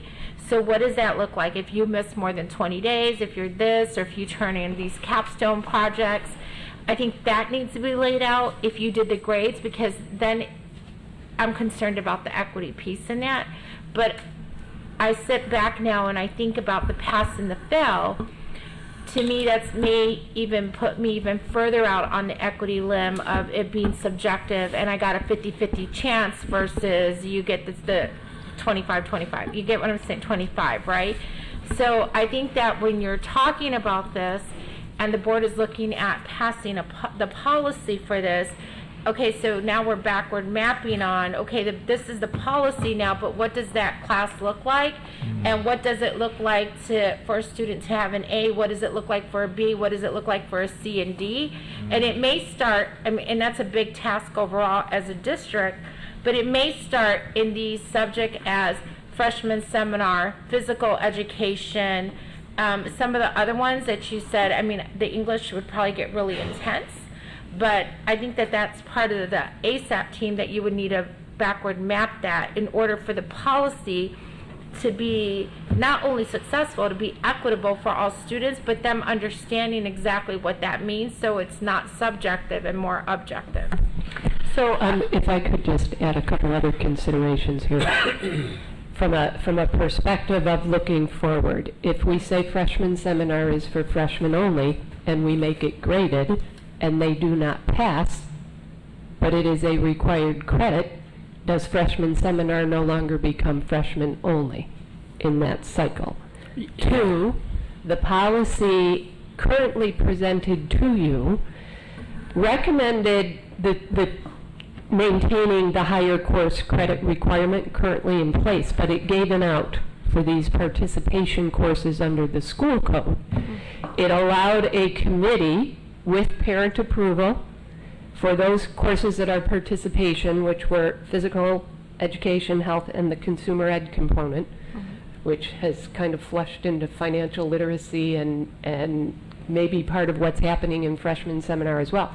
But that committee could authorize waiving that graduation requirement, provided that the student attended the course 90% of the total school days. Yeah. And the school code does require that our graduation requirements take in consideration attendance, so that we are doing that there. So it was trying to find that Solomon-like way to address this challenge with the desire to maintain the credit. It's a motivator. If you're putting the effort in, right, if you're showing up, because that's what participation is about, at least at the first point. If you don't show up, you can't otherwise participate. If you're there at least 90%, that could potentially be waived. We could add, as a suggestion, if everybody concurred, freshman seminar to that list if you make it a graded thing in the first instance, and if they don't pass, as long as they attend 90%, with, of course, good cause, right? If I got a sudden illness and I wasn't able to be there for, more days that take me over those 90%, that would be a good cause type exception. So it does make who's eligible to graduate more complicated, however. Yeah. So I think these policies, and even like some of this conversation, right? What is the policy and what is the procedure and protocol, right? Practice. And who makes which decisions. So I'm going to go to Ms. Wozni. I don't want to, unless we want No, I to, just wanted you all to think about Part that of that. as you think about what to do with freshman seminar. yeah. And Ms. Wozniak, I saw Just you. for context, 90% is 18 days. Okay, so when you think of 90% attendance rate, it's a student that misses 18 days or less. Go ahead, Ms. Do Wozniak. we currently have any courses that are pass-fail? Mr. Christensen saying yes. Freshman seminar. That's correct. Oh, it was already pass fail. What are we arguing about? It was already pass-fail? Yeah, freshman seminar is the only pass-fail course available. Okay. Have we ever thought about, I know in college, we had an option of taking courses pass-fail or graded. Is that something? Here can look it up, or you can have a course called audit. Yeah. You can just do auditing, that'll clear all that, pass, fail, won't be on the transcript. So they can consider that too. Say that again about that? Auditing. Audit the course. So if we have the course as an auditing course, if somebody could speak into the mic as to what that auditing course looks like I don't know what at a that means. high school level. Yeah. At college level, it just We can be creative just like. meant the teacher didn't grade you or anything. You just put it You want the there. teachers to riot, huh, Ms. Wozniak? So, What? I said you want the teachers to riot, huh, Ms. Wozniak? so a high school student may audit a course as long as there's space available for them in that course. They will not get a grade at the end of it. It will not appear on their transcript. It is most commonly used now if you have somebody who is, for example, somebody's moving brand new to the country in March or April, is not going to get enough credits to pass. We'll audit courses, audit coursework, or if somebody's coming like in November, December, they'll audit the first semester so they can be in there and take the second semester head on and not risk failing that first semester when they're only there for 4 or 5 weeks, and then they'll do an audit for that. But it's in the policy, so technically you could audit any class, say, I want to take this crazy class, I have no idea if I'm going to do it. They could do that. It's not very often used for it, but it's in the policy for it. And how does, Mr. Christensen, how does that look like for the post-secondary institution? It just says A, or what is? It's not on the transcript at all. Oh, it doesn't show up at all. Okay. So it's almost like an exemption. They can exempt a course. Yes, but they have to say that ahead of time. Yeah. They can't be in a course. Correct. And say, oh, I want to audit it. Right. It's, Right. Yeah. I think if you want my position is I would say let's do freshman seminar is required for freshmen. And I guess if I'm using the right term, is it required, right? All freshmen will be given freshman seminar, right? We determine that, and that it'll be GPA bearing. And again, I don't know how everybody else feels about that, but I would take it off as a graduation requirement. Is because what I understood was we had seniors that were retaking freshman seminar because so I would take it off as a graduation requirement. I would make it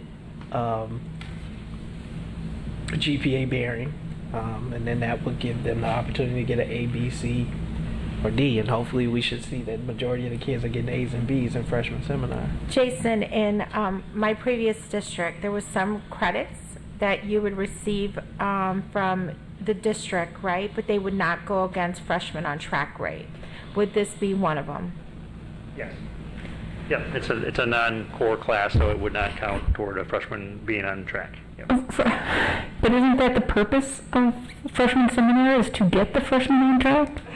No, It is, but it's not it's freshman on track. The way it's defined is only for core classes. Right. It only It's counts not against math core or classes. reading. They It's wanna preparing you to be at the level that you need to be. So, can we go down the line maybe and because I'd like Sure. to hear what Ms. every Wozniak? board member. I think it should be a graded requirement as a freshman and not, they don't have to go back and take it as a sophomore, junior, senior. So it becomes an elective. it's a requirement. We're requiring them to take it like the state requires you to take PE. But it's not, I wouldn't consider it an elective, because you have to take Are it. you concurring with Mr. Ewing? Yes, You must take the basically. course, it's graded, but it doesn't count towards graduation. Right. Ms. Lexamo? You know what, actually, I just wrote that I'm pretty much agreeing with everything that you just said, which is wanted to be GPA bearing, not part of the graduation requirement, but it is for freshmen only. Mr. Riddle? Second that. And Ms. Gonzalez? Yep. Yeah, grading policy-wise, I don't personally think it matters, because I think the students who are failing are gonna fail either way, and we need to help them. But I agree that it shouldn't, you shouldn't be held back or have to take it past your second semester of freshman year as a transfer, and that you get one shot. One shot at the course. You're only freshman once, and if you don't do well, then we have other interventions that we need the student to go through instead of the class. Okay, I think I have, I'm not sure how I'm going to write it in the policy, but I have the direction. So are you guys comfortable that you understand work group the direction? I'm going to ask the same question now about PE. That's what I want to hear. Are we going to take PE? It is a required course. It is graded. It hits the participation requirement that the State Board of Ed requires, but it's not required to graduate.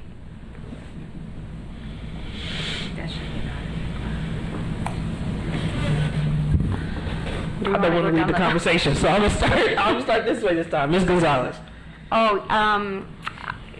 Yeah, I think that it should not count against graduation. No disrespect to our gym teachers. I think they're amazing.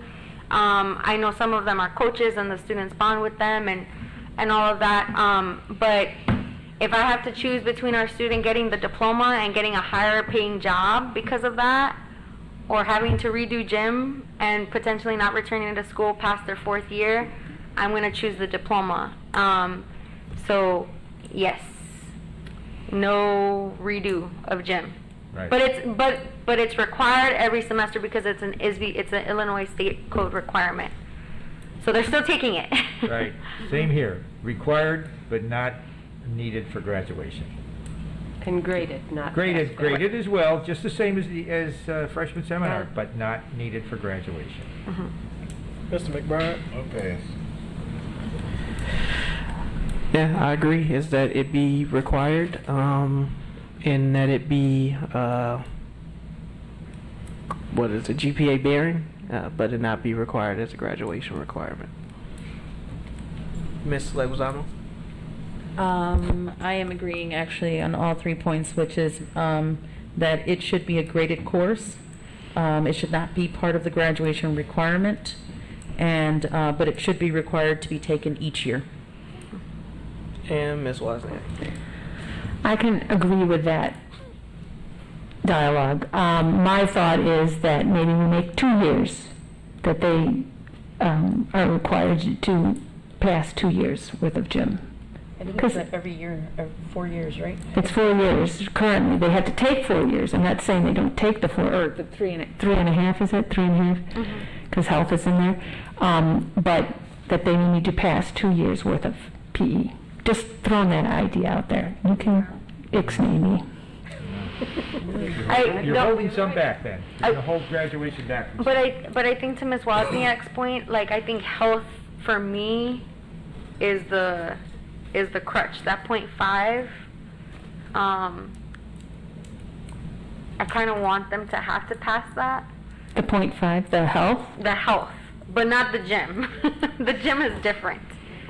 Because health is like an actual class. They have curriculum. And students talk about mental health and wanting more understanding of like their mental health. And so that's the caveat that I could see resonating with your point, but the gym, no. But as a clarification, as we're talking about PE, are we also looping in health as that fourth credit? Because I know that we generally do. Health is a part of that, and really within our group, we feel strongly about PE and that it is a strong course, right? It's not just that it's not necessarily health. I mean, it's very important, but yes, it's lumped into the 4 years, but it's your dialogue around And that is also a course the school code regulations treat as a participation course. You must take it. Right. And that can be one of, in lieu of the PE, so. So I'm all for simplicity. Go ahead, I'll look. Has there been discussion yet about waiving PE for sports or even, I just sent you guys an email. If there isn't credit required per se, but it's the actions or the goals that are required. So even outside activities, if parents are able to provide, we've done this, that, have we considered things like that? The school code sets forth very specific types of activities and courses that can be substituted for PE, and that would come in a companion policy that will maintain and be updated because our policy needs to be updated on those points. So that is part of what is recommended. All those course substitutions continue to be allowed, and it sounds like what we may be doing, because some of those, whether those play in, because sometimes that substitution is because you need to take a special ed course or you need to take a course in order to be able to graduate. Those are some of the reasons that you can substitute courses at PE. So if that course substitute is one that you need to meet a graduation requirement, you're going to have to pass that, even though you might not have to pass PE, so to speak, if you took PE, which is the reverse of what Ms. Gonzalez said, is if I substitute out for JROTC, I didn't have to pass that. I just had to participate. So this may bring you closer to that. I guess what I'm saying, like, if we're looking through an equity lens, if we have, for instance, athletes that are doing really well with their coaches every day after school or every morning, like the coach you were talking about, then has the board considered an exemption just for athletes without having a problem with, I failed this or whatever, just exemption from PE because you have If you're a varsity athlete, you can get Waive exempt out of from it. gym. JROTC, I believe it's for JROTC, that, marching band. for the period that the student is in that so activity. the football season, right? But you don't get it for when it's not football season. Right. So it goes back to the board doesn't have the authority to authorize that substitution outside of what the school code puts forward. And they are supportive of, and the work group is supporting that we maintain all of those substitutes for gym that the school code allows. So in other words, Ms. Hernandez, we talked about having all athletes, despite being a varsity or just freshman athlete, to get credit for, because they're athletes. But the school code only allows it for varsity athletes. So if you're a junior and senior, you can opt out. If you have like six period gym, you can have it waived and have it be a study hall or another core class that you need. But if you're a freshman and sophomore, that the school code doesn't allow us to extend it to those students. And so I think that's what you were alluding to, but we couldn't do that or bring it as a we thought about it, but we couldn't bring it forth as a recommendation because of that. You could be a freshman or a sophomore playing varsity. But I believe that's an exemption. There's very. Ms. Vanderbrook, is that? I don't know off the top of my head whether Okay, it's 'cause limited I to had asked that varsity. question. Yeah, I don't know that off the top of my head. I apologize. I can get the board that information. Yeah. But I You can would quote say the Ms. most accurate representation that will be coming it will. forward is Yeah. that the board policy will allow for every substitution that the school code or regulations allow for. Yeah. And just to add on to this conversation, because I know that there is a separate policy somewhere that talks about If PE is not passed during the normal school year, there is a summer school fee to take for PE. And if that summer fee is not paid, then there is like a hold on transcripts of a sort. I know there's like a new legislation that came out about not holding transcripts, but just want to make sure that we're also looking at what that policy looks like and now mirroring it to this updated policy. Good evening. We have not charged for any summer school courses outside of driver's education for the past 3 to 4 years for high school. So even PE makeups, we have not charged students for that. Okay, that's good to hear. Thank you for that, Ms. Patty. And I think, I'm not sure if you all were going to finish up with that, but I know that as you guys are wrapping up the evening, really the last dialogue was around the first bullet point, right, of what our team discussed, and that is, you know, are we looking at within the vein of social science or science? State saying 2 years for social science, our policy says 3 years, and the same for science. 2 years for science, and our policy is 3 years. And so we knew that that was something that you all were going to talk about as you discussed state requirements, minimum of 16, and or what we're currently at. So it's for both social studies and science is what you're saying, right? That we are more than the state required? Correct. So let's just take them one at a time, right? First one is social studies. So social studies, the state has a 2-year requirement. Must be 1 year of U.S. history or a combination of U.S. history and American government. And then we currently have it at 3 credits. Now I know that previously the social studies team came up to the board and presented on this as well and asked to have it reduced down to the state level requirement. And what that would do is that would offer for the social studies teams to offer more electives, and that would mean now that our students would be able to choose their courses, which they're most likely to pass a course if you're able to choose your course that you want to take. So I don't know, Board President, you want to go down the line, or do we want to have further discussion on the social studies as we'll take that? We didn't wrap up the last one, but we can do social studies. So does anybody support Ms. Wozniak's idea to make it required for 2 years? No. Okay. So the second point, let's to ask that explicitly, is do you want to lower it to the state requirements? Is that what I heard, Ms. Leguizamo? Well, this is just specifically for social studies. Right. So yes. Do you want social studies to be lowered to the minimum state requirement? Right. Yes. And that's so for what you want me to start the conversation, Sure. I'm going to say yes. I'll go with the recommendation of what the team have presented and the reasons why that they presented at that meeting. And that would just take it down to 2 credits, but then they have more options for electives. So Ms. Leguizamo, you'd still keep 23 as the total, so that they have to take up another course. The total would still remain the same of required classes for graduation credits, but they would have an elective option, another elective option. The count would be different, Mr. Riddle, based off of the other That's what one. I'm asking, is she lowering the count? Oh, from 3 to 2? Yeah, she's lowering social studies from 3 to 2. Yeah. Are you lowering the required, would we still keep a required count of? So if we go back to first 1.5. reading, and just for a little clarity, the recommendation from the social studies academic chair, I believe it was that we allow the 3rd credit for social studies to be elective as opposed to World Civ or whatever it is. Right. It wasn't that it go to 2 credits. Right.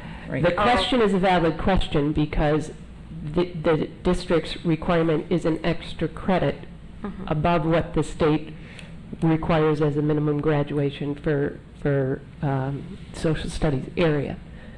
So one could take another social studies as elective, but they also could say, I don't want to do another social studies, I want to do another English, or I want to do another music class or an art class or something like that.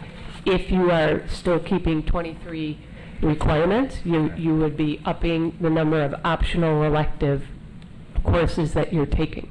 Or dual enrollment, right? Or dual enrollment, Dual right, enrollment. you open up those opportunities. That's what I'd favor, giving the kids more options.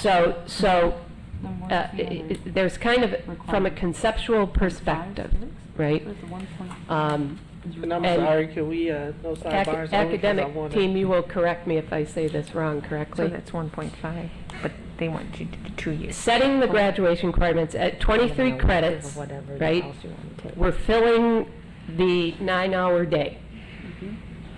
And we have the supplemental because 2 more, you'll see on our optional required courses, that's to get us to 23, whatever you want to take. We aren't going to tell you subject matter-wise. But you do have in your policy 1 extra credit of social studies, and I believe there's Science. 1 extra science than the state would require, and then of course the PE that we've talked about and the freshman seminar. A question that I have to the academic team as well as to the board, right? In changing the graduation credit requirements, we would not be, there is not a recommendation that we change the length of the school day. We're change school hours. We're not doing that. It would open up elective opportunities. It would still allow kids to take more credits than are required to graduate. It would allow space to perhaps provide more in-depth types of courses in areas for accelerated learners, which the school code has shifted to say once somebody is on an accelerated learner track, they are to automatically be enrolled in the next level course unless they and their parent says, no, I don't want that, right? It gives you those opportunities in those areas where we may not have the space to do that if they have to meet these credit requirements. So it also gives you space to build in, as Jason had mentioned at one point, credit recovery, doing that coursework in person instead of online credit recovery. So to the academic team, in the first instance, from a recommendation perspective, do you believe having that extra time in the day that is not driven by graduation requirements or required participating courses, because it's probably going to give you 2 more credits that you're going to move down because you still have participating courses.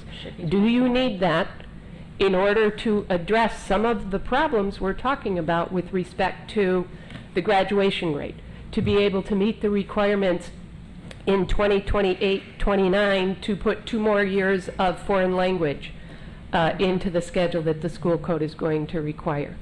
Do you need that flexibility, or can you still make it work if the board maintains the current 23 credit requirements with the extra credits in science and social studies, and then the fill-in that you've already been doing of 2 more elective credits in order to graduate? So the short answer is, could we make it work at 23 credits with exactly how everything is, to continue with acceleration, right, for our students, but also to intervene and to provide options for intervention courses within literacy, comprehension, math. So the short answer is no, not yet. It's not available with the amount of credit recovery right now. Students are constantly, if they're failing, doing that. So it doesn't afford time in our schedule for what could be a structured study hall. What could be a study hall for students that have AP courses and would love that time, right?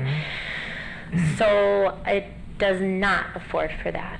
And I don't want to put them on the spot, but this is, I don't know, Mr. Hill, aren't students asking for a study hall? They are. Yeah. So the parent advisory, the student advisory, and the students are asking for this.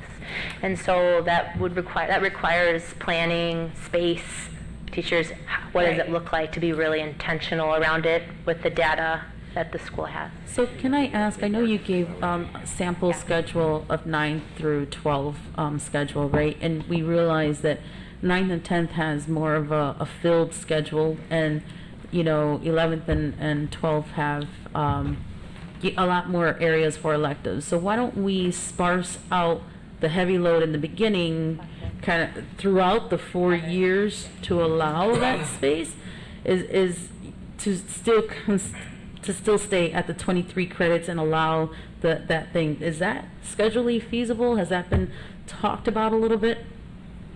It would be something that obviously we cannot implement this next coming year, but something that the high school team and the master scheduler would have to explore what those different years look like across the board. We've been so dedicated to our current graduation requirements, and having freshmen and sophomores have really heavily loaded schedules with not much options. So it's not impossible. It would just require a lot of work on the back end. One other comment I just want to make, and Superintendent, is when you're considering the science and the social science classes, I think we also have to look at teacher certifications and courses that students are potentially electives that students are potentially choosing, and do we have teachers certified to teach those classes? Because we don't want to get ourselves in a situation where we're having to RIF folks because we have elective courses that we're offering and we don't have teachers that meet those licensure needs. And with the study hall piece, I don't know if that's something that would have to be collectively bargained or not. I'm sure there'd have to be some discussion with the union on what that would look like. Mm-hmm. I know in my previous district, that was a huge bargaining piece that we had to go to the table with the union on, because we had study halls for every student, but it was a discussion with the union that we had to engage with. So, you had a question. So I'm gonna go back to the equity lens, right? And Avonda, I'm gonna include you on this, but a couple of years ago, when we look at this, we tend to look at certain populations over others when we create policies or procedures, right? But now I want to talk about that child that may have 23 credits their junior year, or 28 credit, I don't know, pick it, Adriana. And you're making me stay an extra year because your policy doesn't require me to stay, right? And I've had Avonda, remember, we used to have this conversation, and it happens more than often, and we create a policy around kids that we're like, okay, well, you need this. But there are kids that have more credits, and I will say, as a mom, and as a mom of a daughter who was able to graduate her junior year, she didn't want to stay that extra year. It was a waste of time for her. She's like, I'll go study, I'll go to college. I just want to make sure that when we're looking at this, that we're looking at the lens of the Brandons, of my Celeste, of the age. I mean, you know what I'm saying? Because, or I may have to go to work and help my family, and you're making me stay another year. I may have to drop out, right? So I just don't want us to lock us in where we're saying, okay, well, we need, I'm not saying 21's the number. I'm not saying 23 is the number. But what I'm saying is that we don't want to lock in a student that can potentially graduate at a certain point, can potentially, if they want to stay and take more dual enrollment because it's free credit, they can do that, but we want to give them the option to do that. I don't want us to tie them to saying you have to stay because our policy says you have to stay, and now I just have to stay here and take all these credits because of a policy. And Avonda, I don't know if you want to add something to that, because we used to talk about that all the time. I do. We do, and there's plenty of students and parents that actually call me and come to me, and then I have to go to AOEC for special, to see if they can graduate early. And to say about dual credit and enrollment, we need to look at, we're one of the, it's a lot of high schools in Lake County that offer dual credit. We're one of the few that offer transitional English. Transitional English, we don't even have, we need 4 years of English. Transitional English, if you put all kids in either transitional English or English 121, they'll be college and career ready. Regardless if they take transitional English, that just means if they pass it, they don't have to take any remedial English classes when they get up to the high school. So even if they finish all their credits, they can potentially almost get 2 years done in dual credit if they're going to high school. If they're going to college, I'm sorry. Sure. And we need to kind of look at that more also. So, and that's right. Yeah, I think that's really one thing if we're really thinking about what's rising to the top of, like, when we're talking about each of our children and our families, what do they need, what do they want, and how do we shift the dialogue to just that and providing multiple opportunities based on interest, based on choice. So basically what you're stating is our policy can say you need 23 credits to graduate, or you need 21 credits. That doesn't mean that you can't get 28. Doesn't mean you can't get 30. I'm just throwing numbers have out, right? 32 So that's based the on the bare numbers. minimum, right? But for a child that chooses other pathways, say I'm on the JRHC or I'm on the medical pathway, when you build out those pathways, you need 24 credits It will if be you were to backward go mapped, this right. pathway, right? But that doesn't mean it's the minimum. Right. And so I think we need to point that out, that the minimum doesn't mean that that's the maximum. Right. It's just saying that this is it, but you can still get a lot more. I just wanted to quickly say also, and that's where we talk about, building capacity in the people that, even the teachers, even all of us, it just doesn't have to be the counselors, to give them the right direction to go a certain way, right? We talk about foreign languages, and actually, Ms. Wozniak, Mrs. Wozniak was right. Even if you do go to CLC, right? So I was sitting here doing the math. You go to CLC, and you don't have 2 years of foreign language. Even if you wait 10 years to go back to college, a lot of people, their life begins, later, thinking they want to go back to college. They still have to take that 2 years of foreign language, right? So that equals, it's usually 4 credit hours each foreign language. 8 hours just at CLC is going to be about $1,000 and something dollars just to get those foreign language. I just did at state school, NIU. That's going to be about almost $3,000 to take that foreign language to, regardless of what college you want to go to. Of course, somewhere like Lake Forest, you have to have that before you get in, right? So we just need to look at all those options. Yes, if we do lower the credits, if that's something you guys got to do, or are going to thinking about doing it, we do need to look at other pathways and options, and to have pathways, of course, there's more to it with the state, right? If you read the SB state code, we have to fill out forms for the CCPE to get those pathways so they can get that credit also. So. Yeah, and I think that it goes back to the policy versus the procedure. So from a policy perspective, I think, like you said, what do we want a diploma to mean? Diploma from District 60, I want it to mean that I went to school, was educated, I got information, and I meet the state requirements for graduation. But I think we have to do a better job of getting our students to understand the importance of what these things mean, right? As a freshman, if you want to go to NIU, right, as a not a bare minimum, but this is what it will take. And so just because you can opt out of a foreign language doesn't mean that you should. It's because these are the real life implications of that decision. And so that's kind of where I am, instead of what we've been trying to do is impose our perceived will of what a student needs and what a student should be. Where I had, I wish Mr. Shinkton was here, we had to fight to get his son to take an advanced calculus course, is because in his schedule, we wanted him to take a foreign language. And so he wanted to take 3 AP math classes because he wanted to be a aerospace engineer. Rocket scientist. Rocket scientist. And we were saying no. And so that's the thing where we need to give the options to students. And my stance is, I know we can talk about what that number looks like, lowering it to 21. I see the relevance and why we need the different things. I know there are some board members that feel differently. But I think 23, 21, 17, at the end of the day, we have to make sure our students understand what these credits means for their life and for their career. In their employment potential, and so that's where I'm at. Is I kind of, if you asked about the social studies requirement, I love history. It was phenomenal. I picked poli-science as a major because it only required 1 math class.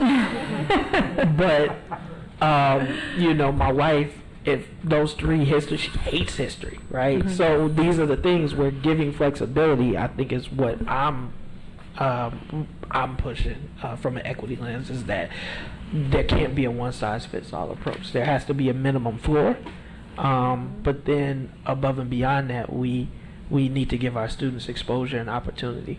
So that's where I am. Yeah, and just to add on to that, Board President, I appreciate all that you said, but I also, having several conversations with several people, is we also can't equate credit to rigor. Right. Right? That those are two total different things. Just because we have this many credits and have set it really high doesn't necessarily mean that the rigor is going to be there, right? So my thing is that we can't equate those two together. It's not saying that anything is being lowered or hiring. Right. We're not lowering a bar. We're not hiring a bar.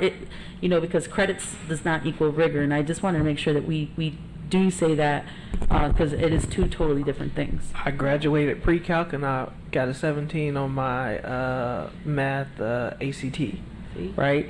And I appreciate you bringing that up, is having the students do more. I would rather them be really good and receive a rigorous education as opposed to graduating with a lot of credits. And like what I heard Ms. Fulton say, is there are classes that we can give our students that eliminate barriers at the collegiate level. And so that is where I would be pushing towards, is coming back with a recommendation. I'm listening still. Coming back with a recommendation, hearing the dialogue that the board is saying, are we saying we want to keep them at 23 and maybe scale back so that they have more opportunity for electives, or are we saying we really want to reduce the number of credits? Because I think that hasn't been stated explicitly. We've talked about removing certain pass-fail requirements, and we've gotten that dialogue, but I haven't heard explicitly 23, keep them there, lower them to 21 based on our most recent recommendations, or lower them to the state standard. So, Can I go unless my math is off, before you say something, if I can, given the decision on PE and freshman seminar, the 23 would go down by 5, which takes us to 18 credits, and the state minimum is 16. So the 2 extra credits that you have in at that point are the extra social studies and the extra science. Unless my math is off, and I'm going to tell you it's You're a right. late day, it's been a long week, and my math could very well be off. That's right. PE and PE and freshman seminar, if you take those off, that's a total of 5 credits. So if you bring that down from 23, am I correct? No, but health is staying. Well, health is part of the PE. But we didn't get the conclusion whether health had to be graded. Health is 0.5 by itself. Are we still requiring health as a one you have to pass? So we Graded said and pass. 4 credits total. That's what I heard from the board, that 4 credits total, gym and health combined, are just participation credits. Right. That you don't have to But then make up. somebody asked,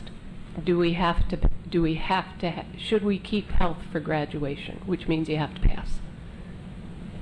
That was you.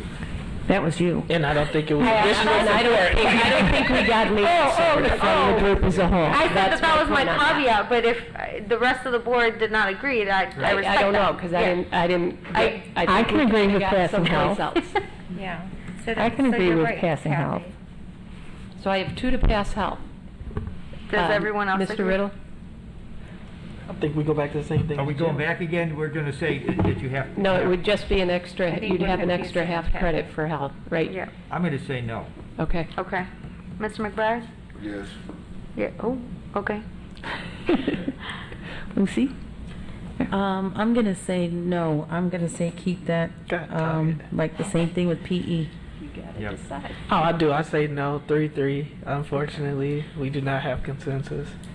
All right, so we will work this up because it's tied and we don't have Mrs. Hannah. We'll work it up both ways and present alternate policies perhaps. Well- Unless somebody wants to reach out and see if she has an opinion in between. We'll figure that out. Well, I can explicitly say that I'm in favor of reducing the credits to be aligned to the state standard. So if the Okay. state standard is you just have to you have to participate in health and not Yes. pass it, Yes. then we can rescind whatever I just said. All right, I think I got it. So basically, it's and to I rescind can it. qualify that for people because yes, I agree with everything that was said. Like rigor doesn't equal credits. You can have all the credits in the world and you could still, fail the math portion of an Right. exam. And for me, we have not, as a school, as an institution, gotten really good at the basics. I really need that to happen for our students. Like, if you're telling me that reducing the credit will help a teacher be less stressed out and make it the best English class that our students have ever had, I'm all for that. Because when we get really good at this, the bare minimum, we can build off of that and build the CTE and the certification programs and increase the dual enrollment programs. But our students aren't even accomplishing the bare minimum because of I think the asymmetry between our policy and the state standards. And yeah, I Okay, think I got my other cheat sheet. I got a lot of cheat sheets here. Okay. When we talk about 16 standards, 16 minimum, that includes PE. So if you take PE and health off, the substantive academic coursework minimum credits is 12. When you take PE and the participation out. I knew there was something off because that's how we ended up with 2 elective credits in this. Yeah, I kind of like where we stand right now, actually, just making the adjustments on the PE, health, and freshman seminar, taking that down at 18. I mean, I kind of like where we stand right there. Okay. I mean, we have our I mean, it's got it all, right? The language arts, math, so science, electives, fine arts.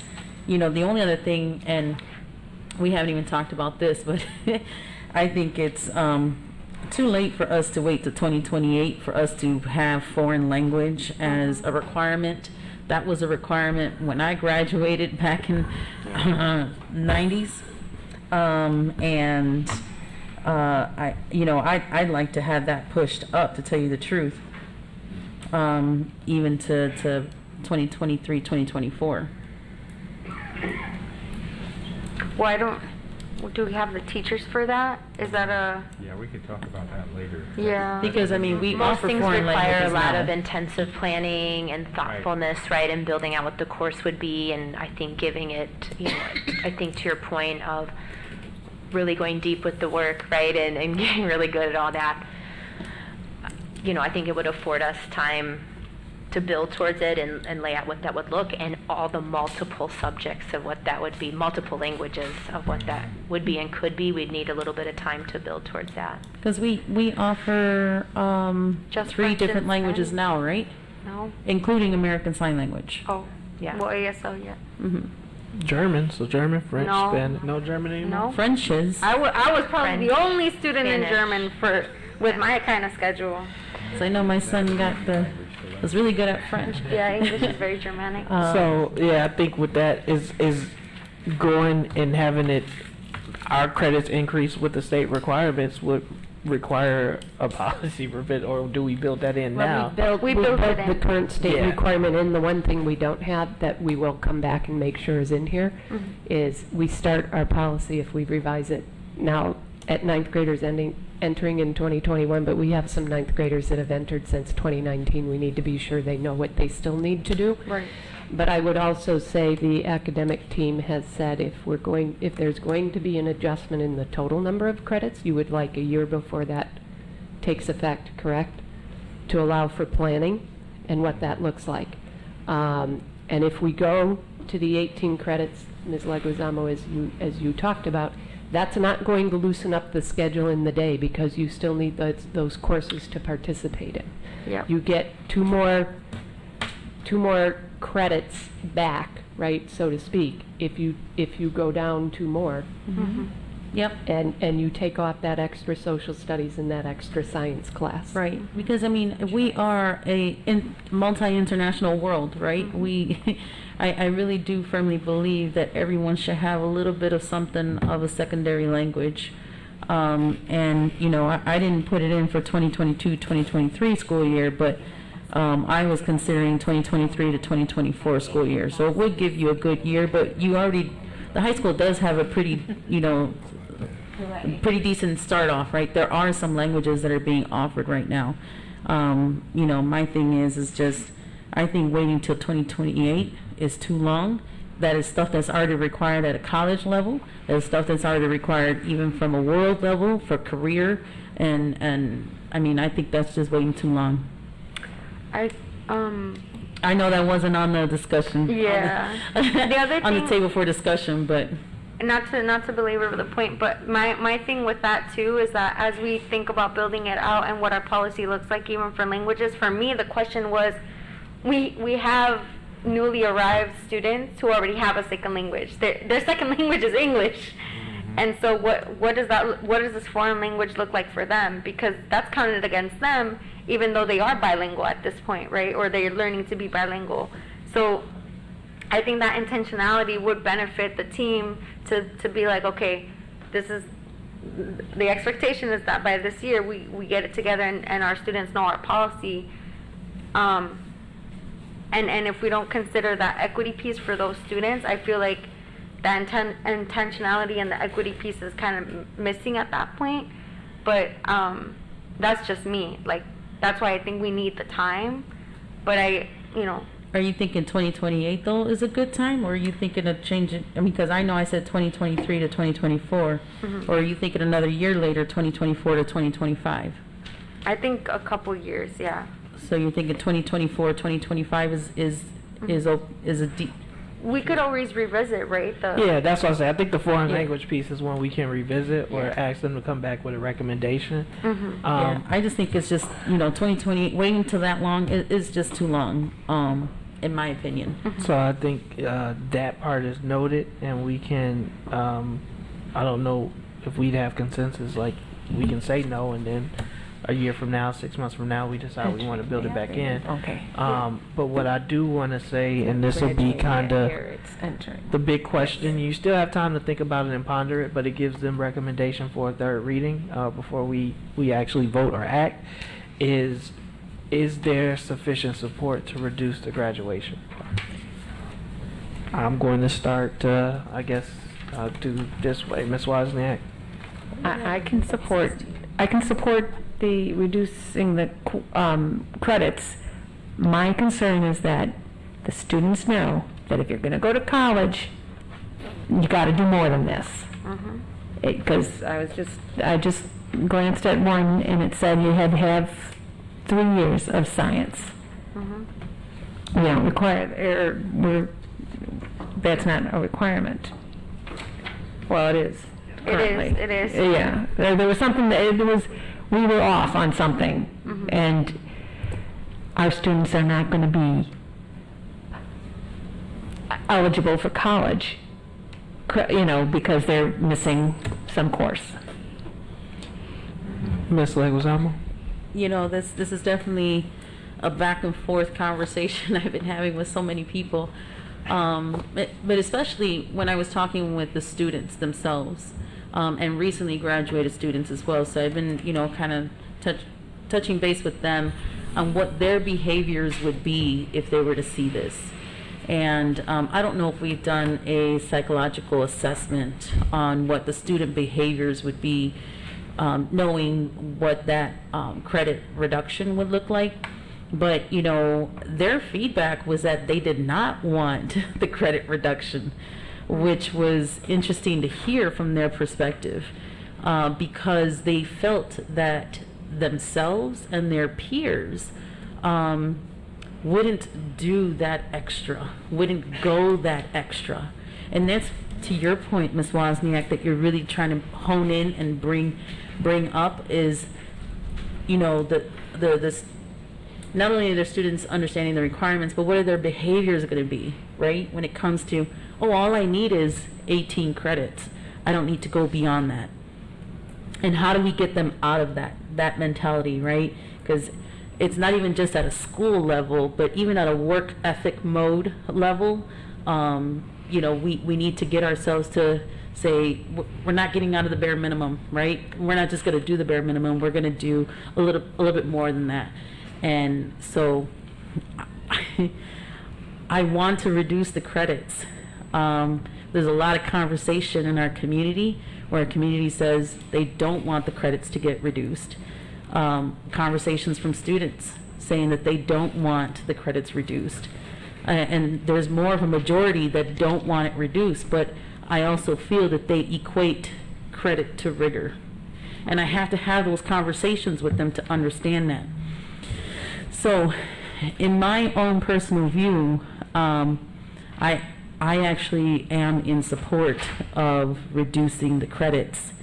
However, I think that this is going to be a challenge also to talk with our community about and what this actually really means, and to our students and what that means to them, and what that is going to equate to in our student behaviors, because that is a main concern and a big concern from when talking with students and about how their peers are going to react. Long story short, yes, I support 16 to 18. Actually, I support 18 more than 16, but I'm just going to put that out there. I support the 18. That's fair. Ms. Wozniak, 18 or 16? 18. 18. Okay. Definitely. Mr. Riddle? I'm definitely supporting 18. However, I would like to see us plan for electives, especially vocational courses, experiential courses, so that we engage more students. The students that are not being engaged right now, they can be engaged at the vocational area center. I know, we can send so many out there, but I'd like to see some of those courses brought back here, so we have more vocational schools courses available, elective. So I'm going to, yes, I like it at 18. I'd like to reduce it now to 18, not be too severe and bring it down to the minimum 16, but 18 on 4. So the 18, just to be clear, will still require 3 science, 3 social studies, those extra credits in. So I just want to be clear that everybody understands what the 18 means. Mm-hmm. Right. Ms. Gonzalez? I'm fine with 18. That seems to be what the rest of the board is saying, and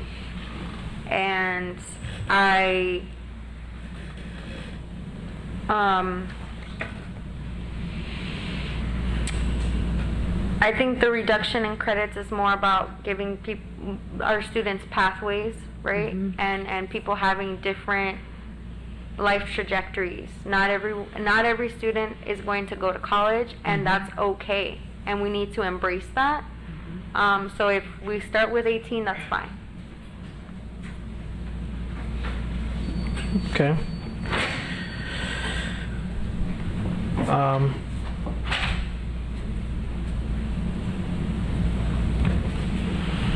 few more? Got one more. Miss?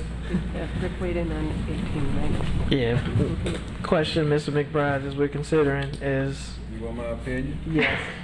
Well, after listening to everybody, they're not graduating no way when you start looking at where we're at in, these days. So, sure, I don't mind lowering the credits because, number one, I'm trying to see them graduate just to get up out of, get up out of the school, period. Because right at this point, any kind of diploma help them right now.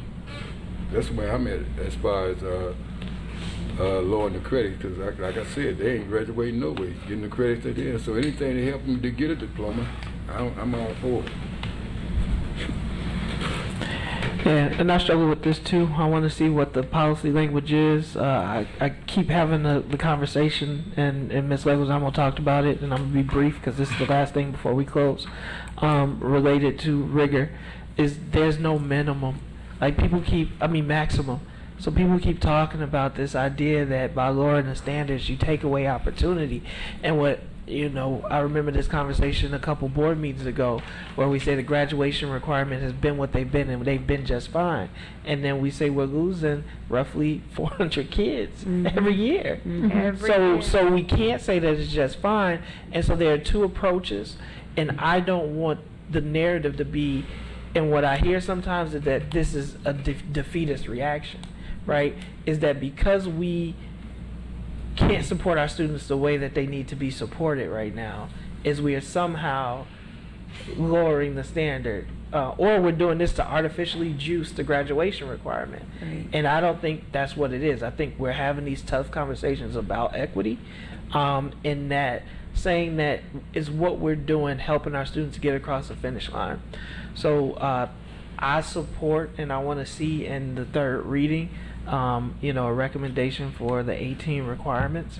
And again, that doesn't mean and I hate to say it doesn't mean that we can't still change our mind or have that conversation. But I think right now, what we're getting to and what we as a board understand in addressing this equity is we're seeing, the challenges that we're up against. We see the number of Fs that we got this last quarter. That's not our job as a board to solve.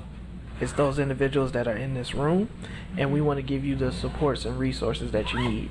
So with all the feedback that you gathered and what we hope to be some consensus on the third reading, that you guys will bring back a recommendation. And again, it may not be settled, but I think we got a lot further ahead.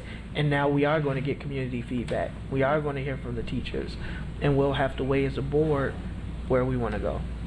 Yeah, and this does not belittle any program in our schools at all, and I don't want anybody to feel that way either.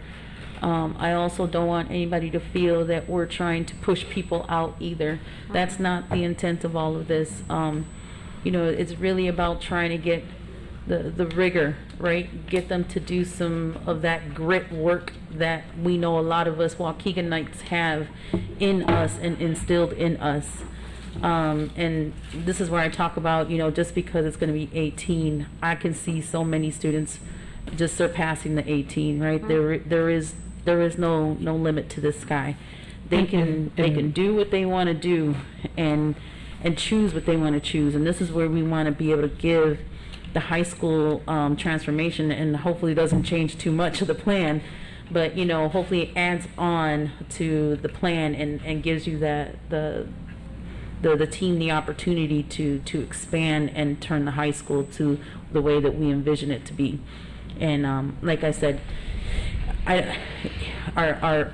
when you look out in the career force right now, they talk about this new generation doesn't have the same amount of grit, doesn't have the same amount of workforce integrity is kind of what they talk about. And I don't want to see that happen to our students, because I know what these businesses are talking and what they're dealing with and what the workforce is dealing with right now, and so they're blaming it all on our students, but those are our future leaders, and so we need to make sure that they are gaining a lot of those intangible characteristics from their high school experience. Yeah. I want to say this too, in leading this work group, and in really hearing the emotion in your voices. I can hear it in the cadence of your breath. This is not an easy conversation. It's not easy dialogue because of the optics of it all, and even in our team, it was difficult to have those critical conversations. And I think, to your point, Ms. Leguizamo, is, and also to Ms. Fulton's point, is it does become a shift in our thinking and in our coaching and how we're really building and coaching our students up to meet their fullest potential. And I can tell you from the balcony view of my job this past year, our students do it. Mm-hmm. And I sit in this boardroom, right, monthly, and I hear a community in that, our students aren't doing it, and we're failing our students, and yes, it's an and, it's not a but. And there are many things that we are going to get better at, and we have so many great staff members and leaders in this work, and it is very obvious that you all are very passionate about it, and it's hard for the optics of it to not say 2 sciences or 3 sciences, because I don't want to be the one, right, to say that and to say that out loud. And so I think that it's pivotal, you know, when the community is really, when we do talk about voting, this is one of those moments to continue the dialogue around, because it is very difficult. And I just want to say that I applaud you all. It has been a pleasure to continue to work on this chair. But that is just my observation, and I can see it, I can feel it, and it is not an easy conversation, and so I'm just appreciative that you all are having it and that you feel safe enough to have it publicly and open. Thank you. Well, thank you. I did want to, something to think about, and it can be brought back, but how our current graduation policy, even just from my understanding, I don't expect it to be answered tonight, but I do want to get it, is related to how these graduation requirements impact our outplay students, and if that's rolled into the policy or stated explicitly, because I don't know. They would be subject to the same graduation requirements if the IEP team made some modified grading requirements through the standard special ed process. For example, we have some kids who might have an intellectual disability that will never pass Algebra 1, even when you take it down to its basic core. So the IEP team may say they have a modified graduation requirement, but that has to go through the whole special ed process. Otherwise, they are subject to the same graduation expectations as others, and the courses are done with the supports, accommodations, and modifications to get them to that point, but that's an IEP team decision. So in the same way we talk about me wanting to know specifically not what can we do, but what are we and will we do to address the needs of our black students, I forget the issue, but it was, similar. 53% of our students with IEP were meeting that 4-year graduation requirement. So I would like to see the same thing as it relates to those students, because exactly what Kathy is saying is if through the IEP process I'm already modifying based on their needs and level of ability, how then are we still losing 45% of our students? So that is something that I want to better understand and dive into, and how that impacts our outplay students. So again, as we have this dialogue, it's 2, what's the policy, but then really digging into, as a board, how we understand and we can support some of the challenges that you guys are experiencing on the ground. And I believe, I'm going to verify this and we'll bring it back, that the law says if they meet the minimum graduation requirements the state sets forth and the parent would like them to graduate, we have to allow them to graduate. Yes. But that's only set forth for the special ed students. So again, I want to say at 18 credits, we can move this down to 18 credits, but 18 credits, moving it down, is really not changing what your course schedule looks like, because that 18 credits keeps the extra science and the extra social studies. It is my understanding that is where the board is. That's what you want to be doing in that regard, and so we will bring that back. But from that perspective, Jason and Jen, do you need a year in implementing this? Because it's really not going to impact your day and your schedule, because you still have to get the same courses in. So that would be something, you don't have to answer now, but I think we need to bring that back as part of the next reading on this. Okay. But thank you all. Thank you. This was a great workshop. I appreciate the board. And again, we had to have this meeting. I said we were going to be done at 8. I apologize. I did not meet that deadline, but it was a great conversation. I think we made a lot of progress in team, so we look forward to the recommendation. I know you guys heard us, and push back if there's something that you think the board didn't consider. Again, that's why it's your job to recommend. It's our job to say yes or no. With that, I'd like a motion to adjourn. Motion by everybody. No, motion by Ms. Gonzalez, second by Mr. McBride. All in favor signify with aye. Aye. Any opposed, nay. Meeting is adjourned. Thank you all.